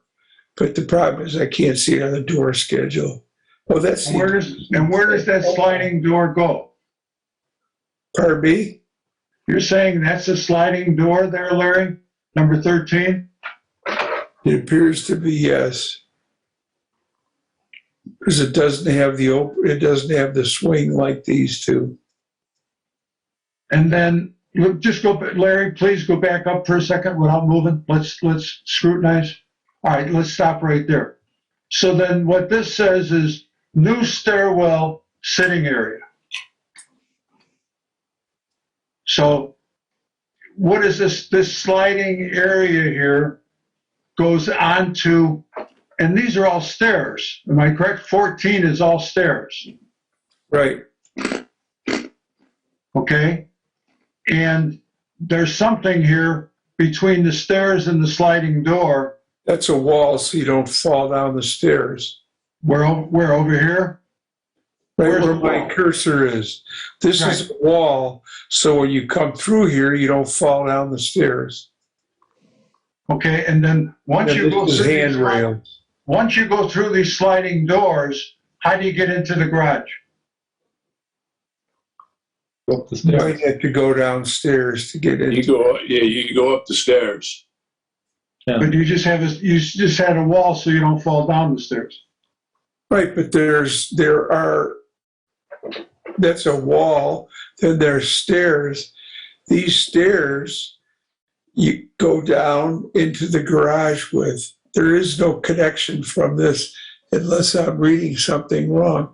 There's no connection on the second floor. You have to go down to the first floor. So you go down to the first floor and you go through the garage door that already exists, which is on the ground. So I don't see the link between the house and the Right garage. here, see this? See this section right here? Yeah. That's the link. This is existing, this is existing. Okay, that's okay. You're showing me that, but you just showed me with the sliding door that the sliding door only goes to the stairs, and the sliding door goes down to the ground level, and then you go into the garage, and then you get up. So, okay, I'm not gonna. You go into the garage through the door downstairs. Right. You can't go to the garage from this section right here. Exactly. That's my point. Yeah, but is it our concern how they get from the house to the garage? The bottom No, line is no. they're attached, right? Right. So, It gets into the definition of attached. well, attached means there's inside space between them. They're attached. Okay, fine. I'll stop. I apologize. Done. So I don't see any reason not to approve this one. Okay.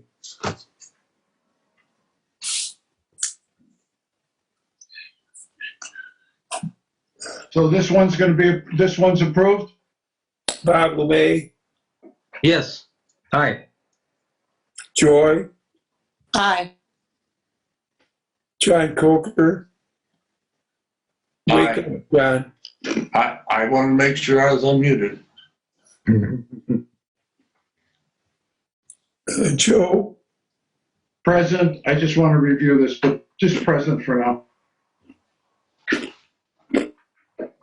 and I vote yes. So the ayes have it. All right, the next one, just to move along, the next one is Larry. I don't know if we ever wrote a letter, and we can talk about it, that we decided, I thought, that this screened-in porch goes over a deck, and it's a non-conforming lot, and there's volume. You were gonna talk to Heidi last time, Larry, when this came up. I did talk to Heidi, and it's, it comes back to that same thing.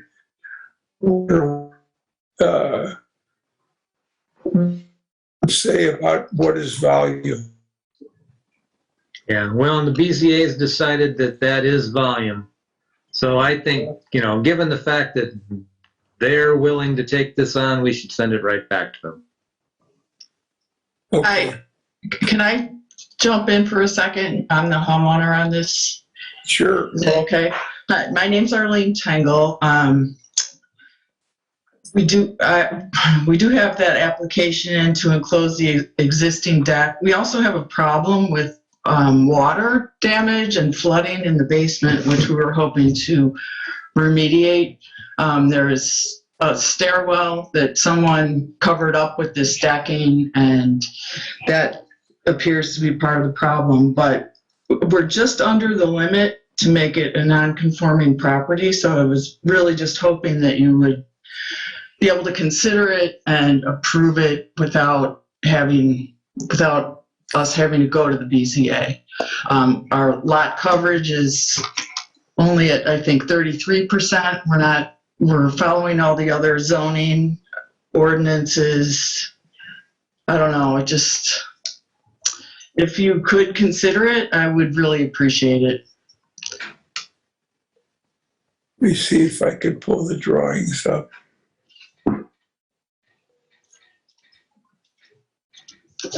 We're not adding anything.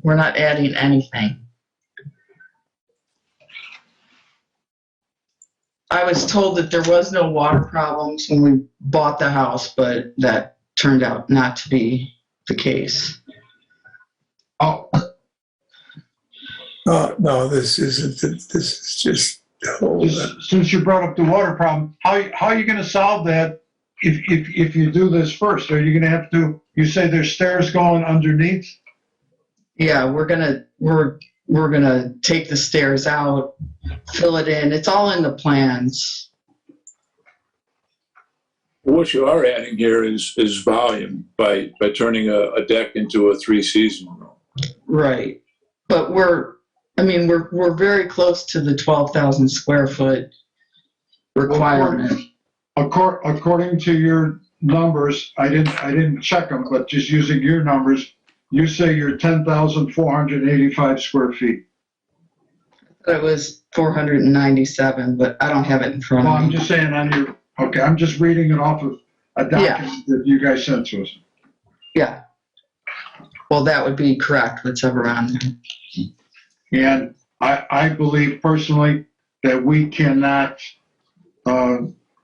give whatever you want to call it a permit if the square footage is not 12,000.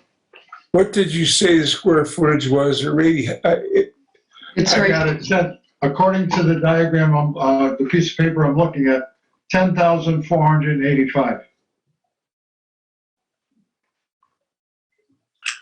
unfortunately, that may be a little hard for us to overlook.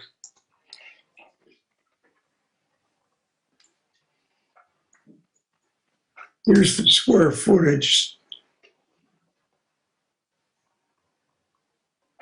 Larry, this is Chris. Is the building non-conforming as it sits as well, or just the lot? I know we have this overlap always, and generally one's non-conforming, the other is. I mean, do we have non-conformances in the encroachments? The lot is non-conforming, Chris, because it's not. No, I understand that. Oh, But I'm there's sorry. different issues. Yeah, the lot's non-conforming. Is the structure non-conforming as it is? No, I No. don't see that it is. Can you put any additions to it, make it non-conforming that they're with otherwise what's required? You're No, not this allowed to is not. increase volume in a non-conforming property. Right, just what Bob had explained. It's so you got a non-conforming property here, and they want to cover their deck, make it a screened-in porch. So historically, because that's considered volume, it's on a non-conforming lot. The only way we would be able to issue the permit would be if it was reducing the non-conformity. No, can't. We're increasing the nonconformity because we're adding the volume to the, let's get to the, Yeah, I mean, that's, okay.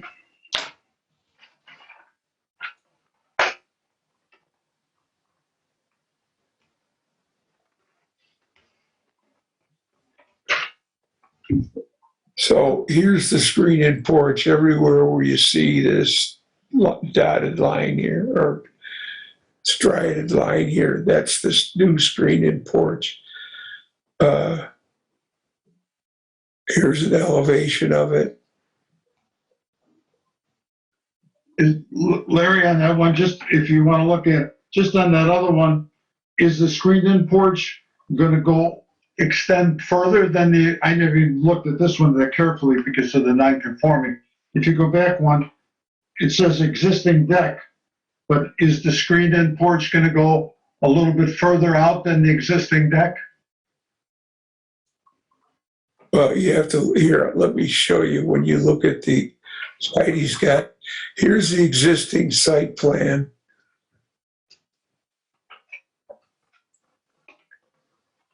And here is the new site plan.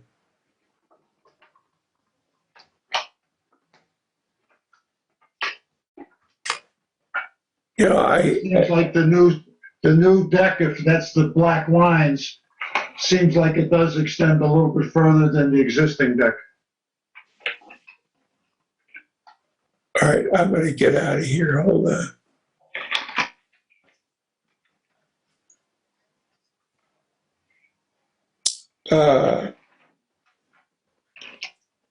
You know, I talked to Heidi about this, and, you know, it's back to the same thing. But Bob, as you said, the BZA considers it value when it's being covered, Yep. even though it's open sides with screens, right? Even if there weren't screens, they want to consider it. If you put a roof over it, they've even said it's volume. Now, I don't agree with that, but that's what the BZA has said. Okay. You know, Arlene, unfortunately, I don't know that we can take 10,000. What did you guys say it was? I think it was 10,485. 10,000. I don't think that we can do it over 1,500 square feet. I mean, if we were within a few square feet, I don't know, okay. 10 or whatever, I think we might be able to do something, but I don't think we, okay. I think you're gonna have to get a variance. I mean, I can talk to Heidi again, probably not today, but on Monday, and see if we can figure out any other way to maybe change some conformity, some of the non-conformance issues. To take the lot. I mean, and Chris, I think this is where you're going. If the lot was non-conforming when the house was built back in whatever, well before the ordinance came in, the ability to build on that is always there, if I'm correct. Yeah, there are two different issues. So let's discuss that. I don't want to cloud what we're doing here. I just want to be clear on what the basis of your determination. Based on additional volume for a non-conforming lot. You know, so Chris, to finish my point, if that lot is platted and the house is built on it, as long as something, and I'm not talking specific to this, as long as something conforms to the setbacks, they don't have any height issues, you could still build on the lot, right? Yeah, I think arguably as long as you're not increasing non-conformances, and there are different kinds, right? There's non-conforming uses, non-conforming lot sizes, non-conforming, houses, dwellings, improvements. So those are all different considerations under the code. So I believe that what stops us from issuing the permit is the 1,500 square feet below what a conforming lot will be. I don't see any other items on the drawings that would prohibit that from being built. But I think that's too much, as I said, I think it's too much we can't issue the permit being that far apart. I mean, I understand you're trying to improve the property, but we don't have the ability to change or modify the rules. That can only be done by the BZA. Could I ask a question? This is Joy. Is there a formula somewhere for determining volume and from one thing to another, and how much volume is allowed? I mean, how do you even calculate that? I mean, I know how you calculate volume, but we don't have it written anywhere like, okay, for a 12,000 square foot lot, your house, if it's built from setback to setback, and it can be this big and can have this much volume. Joy, that's a great point. And it only comes into play with a non-conforming lot. Right. I don't understand, I do understand. I mean, just like you said, volume. I could take a look at my house. I'm on 3 lots. I mean, I've got plenty of square footage to do whatever I want, but, would the building commission let me put on, bigger volume? That's been such a hot item since you and I got on this board. What is volume? What creates volume? We had the one guy in Lakeshore Drive that actually snookered us on volume. We gave him permission to put a roof over his deck, and then he went behind our back to the BZA after we gave him that permission, went behind our back to the BZA and said, hey, these guys let me put that roof over this. Now they're saying no, about the volume, and they had to give him the variance. I shouldn't say they had to, they did give him the variance. So that was, Bob, I think you were on, John, I don't know if you were. That was kind of pretty much a rock being thrown at us. So, we're a little tempered. Our temper when you get around that volume situation is back to, just as you said, Joy, 10 foot by 8 foot by 12 foot tall. What's that volume?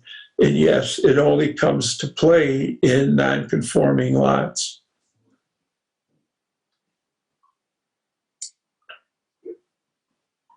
I think maybe somebody needs to work on that. Got 2 lawyers right here. I never understood it. I think you bring up a good point in terms of others just seeing it before the BZA in the past and others arguing. And, I think Larry might recall that somebody tried to introduce some position papers from a professor from IU. And I think it is one that certainly creates some confusion and many times has required petitioners to have to get a professional involved. So it is a concept out there that isn't easy, and I know everybody would prefer it to be easier and a little more bright line if possible. So I know, Arlene, that doesn't give you, what you want, but I think that's going to be the best case for you. I could certainly talk to Heidi on Monday, or if we all want a conference call, that's fine too. So that, we make sure that all the ducks are in a row, so that if you decide to go to get a variance, that you would need nothing else from a variance from the BZA to pass muster here. I know that's not what you wanted to hear, but.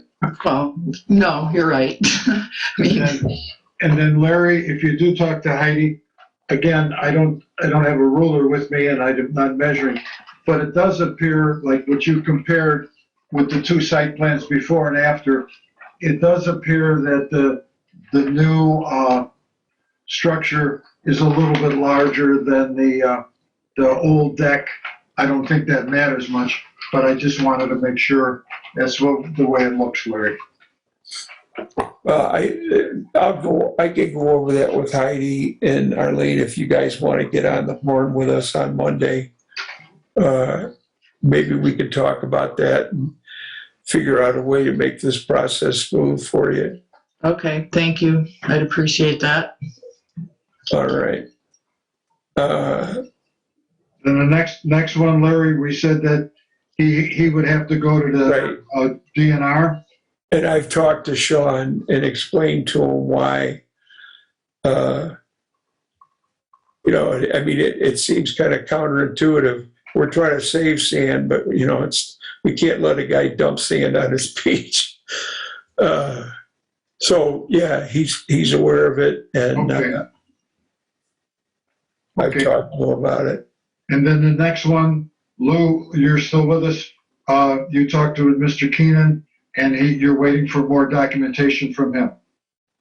Yeah, we are. We're waiting for a survey because he's adding coverage here, and we don't have any coverage calculations until we get a survey. So we're waiting on more information.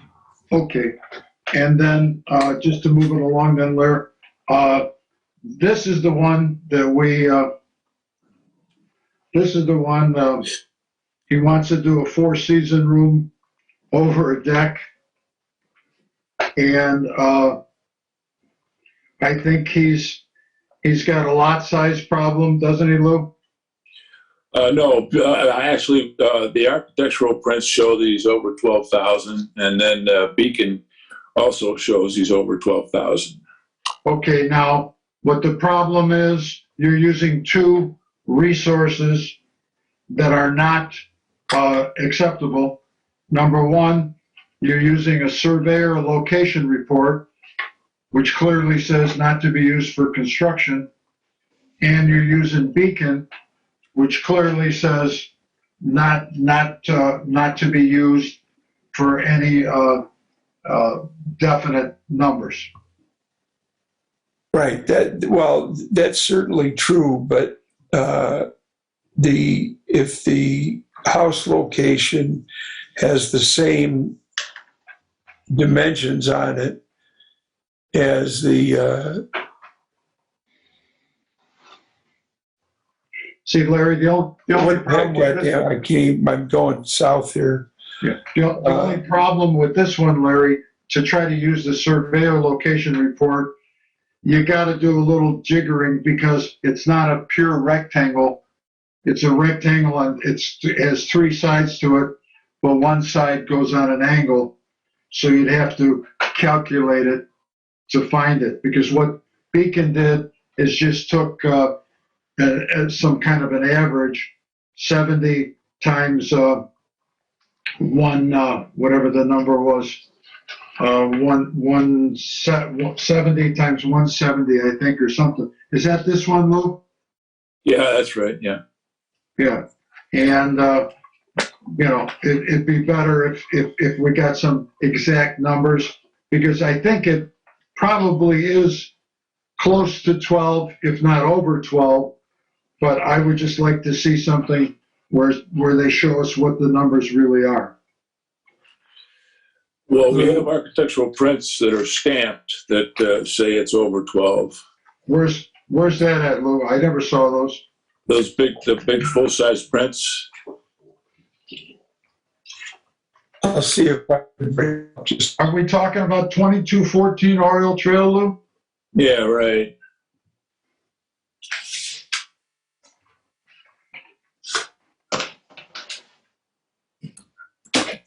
You guys go ahead. I'm going to try to pull these up. If anybody else wants to speak on this. I'm not trying to get there. What do we have, Lou? I don't know why. I thought we had full-size prints that said 12 something. And the full-size print shows the dimensions, correct? Yeah. But it doesn't show a calculation. Right. But it does show that the lot size is 12 something. Okay. Yeah, you can't get any. There's missing numbers on that location report there. Yeah, well, that's all it is a location report. You're saying there's something else besides the location report, Lou? Yeah, don't we have full-size prints on this? I don't have. We may have, Lou. I just don't, this is the first thing I saw and I pulled it up. Let me see. I don't have anything. I don't have full-size prints unless I'm missing them.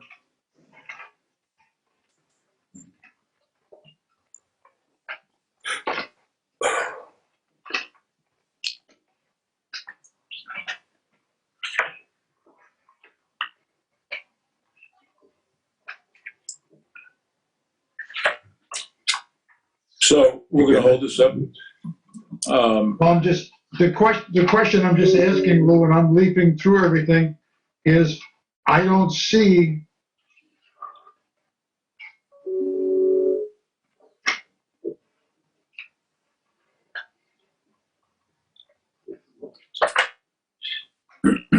where are those prints?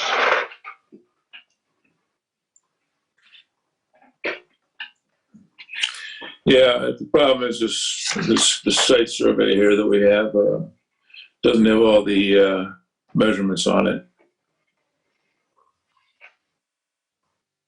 So why don't we tell them we need measurements and calculations?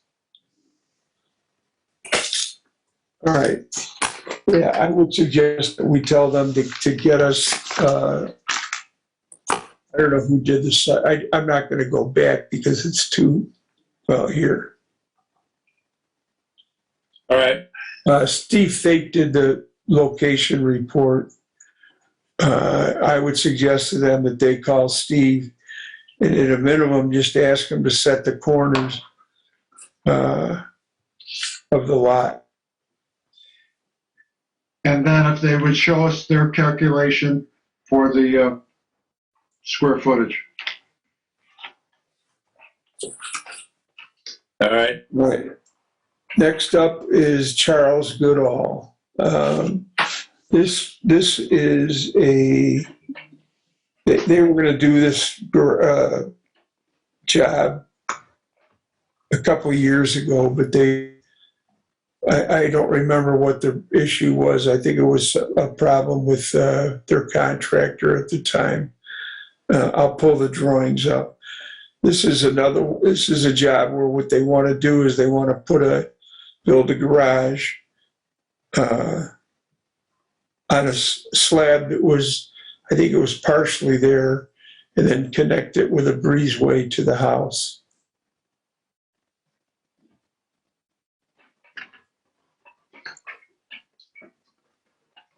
All right, hold on and I'll get up here with this. Is everybody seeing these? Yeah.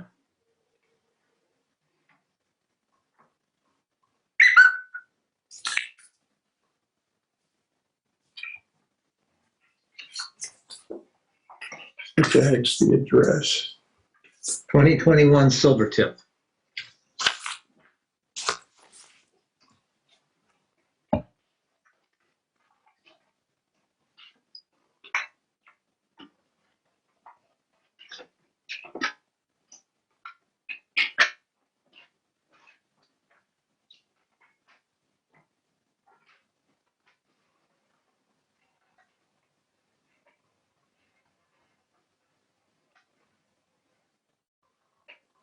Oh, for God's sake.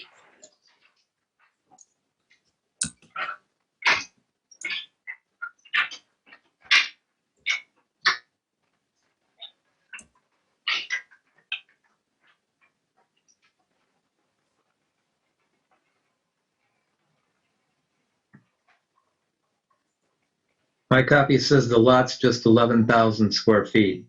Right.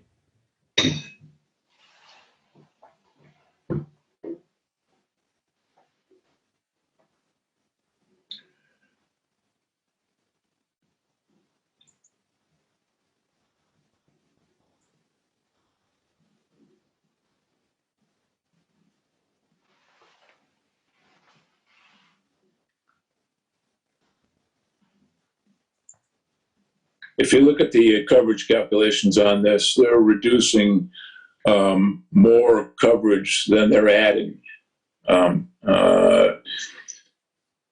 And that comes through in the plans, or you can see that. The problem with this job is they want to build a 23-foot garage, when, of course, they're only allowed to build 18-foot garages. Galen. All right, this is the coverage. Well, then, that, Lou, that what comes to question is, or the question would be, what is a detached or attached garage, just like the other job? This, as you can see on this floor plan, you see the house right here. This is the garage. And then there's a connection here, which I'll show you on.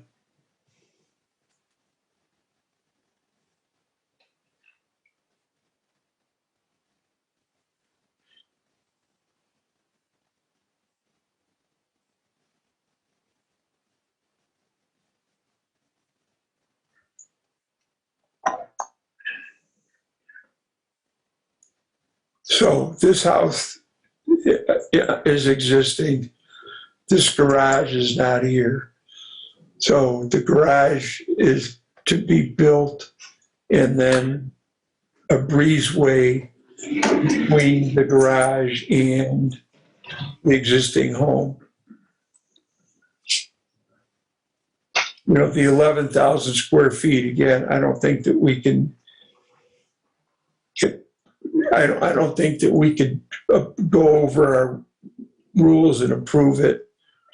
But I know as long as we're here, let's talk about this. Is this an attached garage or detached garage? Attached to me. At once now.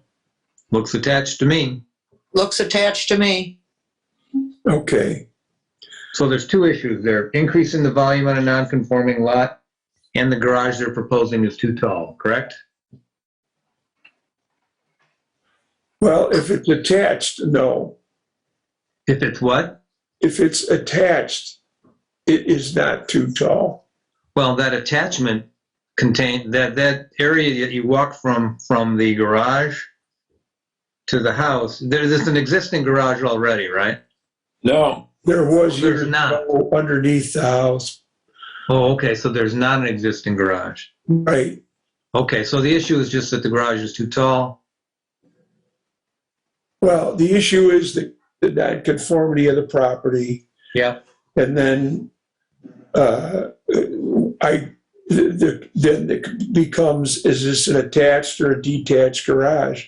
If it's an attached garage, it doesn't have to be 18 feet. If it's a detached garage, then it's the 18 feet. But, I guess that's back to the magic question of, we always have, let's make sure we cover all the bases before somebody goes to the BZA. So we need to discuss, and people need to, we need to make a decision as to what is this garage attached or detached? Okay, so if the garage is attached, the height's not an issue. The That's issue correct. is just they're building a new garage, which of course has volume. Right. Yeah, so I think volume is the only issue. Okay. How about coverage? I think they're okay on coverage, weren't they? Let me take a look here.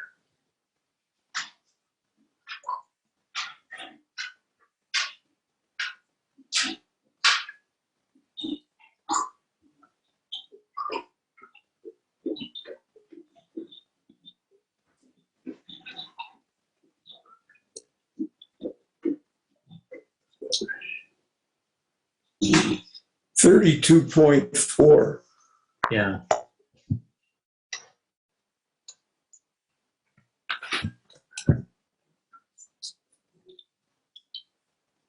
So they would be okay on lot coverage, even though it's non-conforming, they would be under the 35%.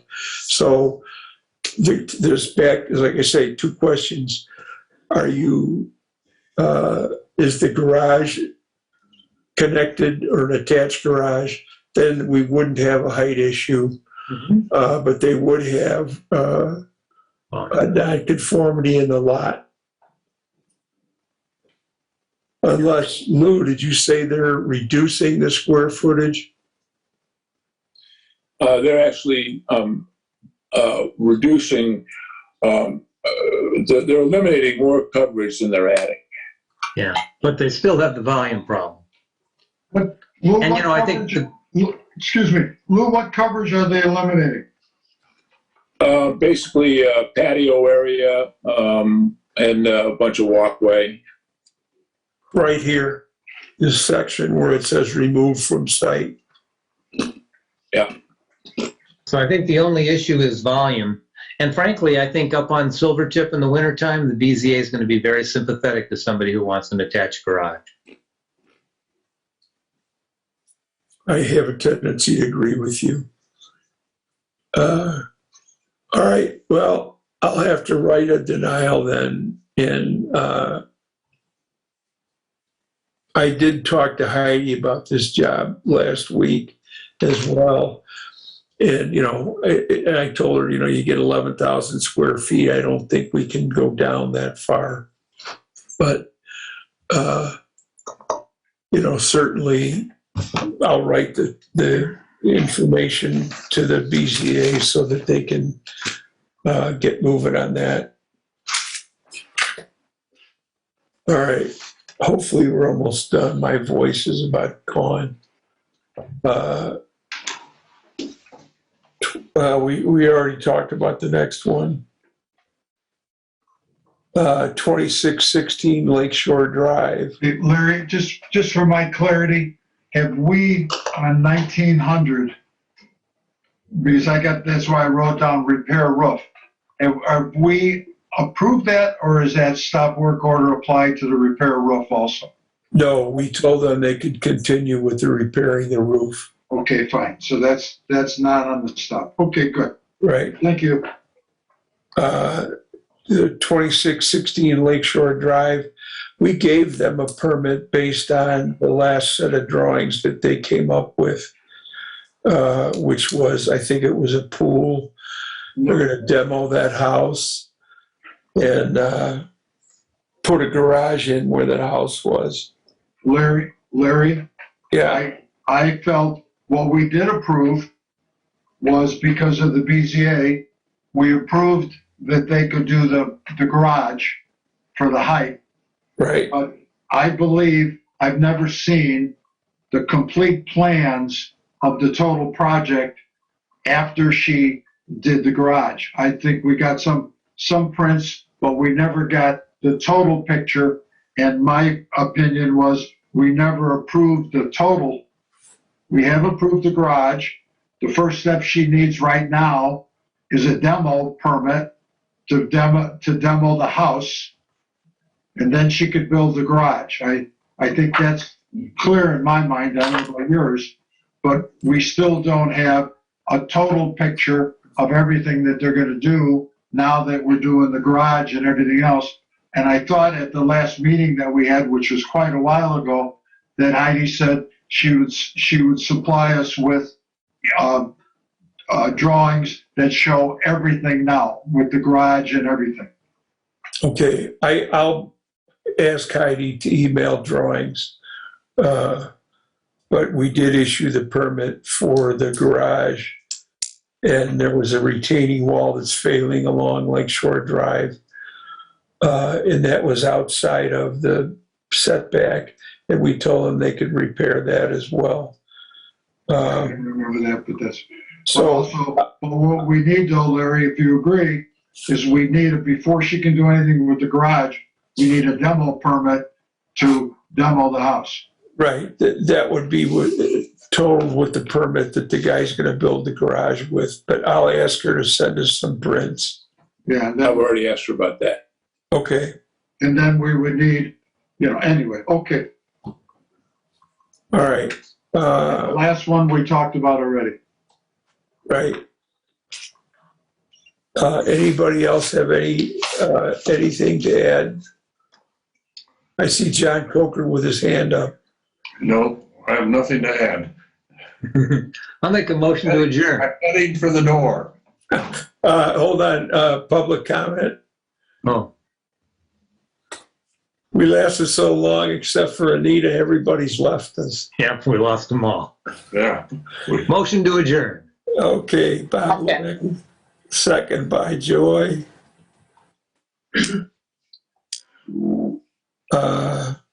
May, Bob LeMay, Oh, yes. John Coker. Yes, sir. I know how you like to attend these meetings.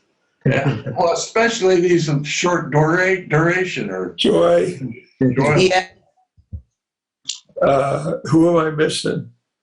Joe, yes? I'm Joe. Okay. I'm going to vote no because I'd like to continue. yeah, right. All right, everybody, thank you. Okay, guys, I'll see you next week. Bye-bye. thanks. Great. Thanks. No, you Actually, won't that see us meeting's next gonna week get changed. Yeah, that meeting's gonna get changed. unless We'll it let goes you know. sooner. Okay. Yep.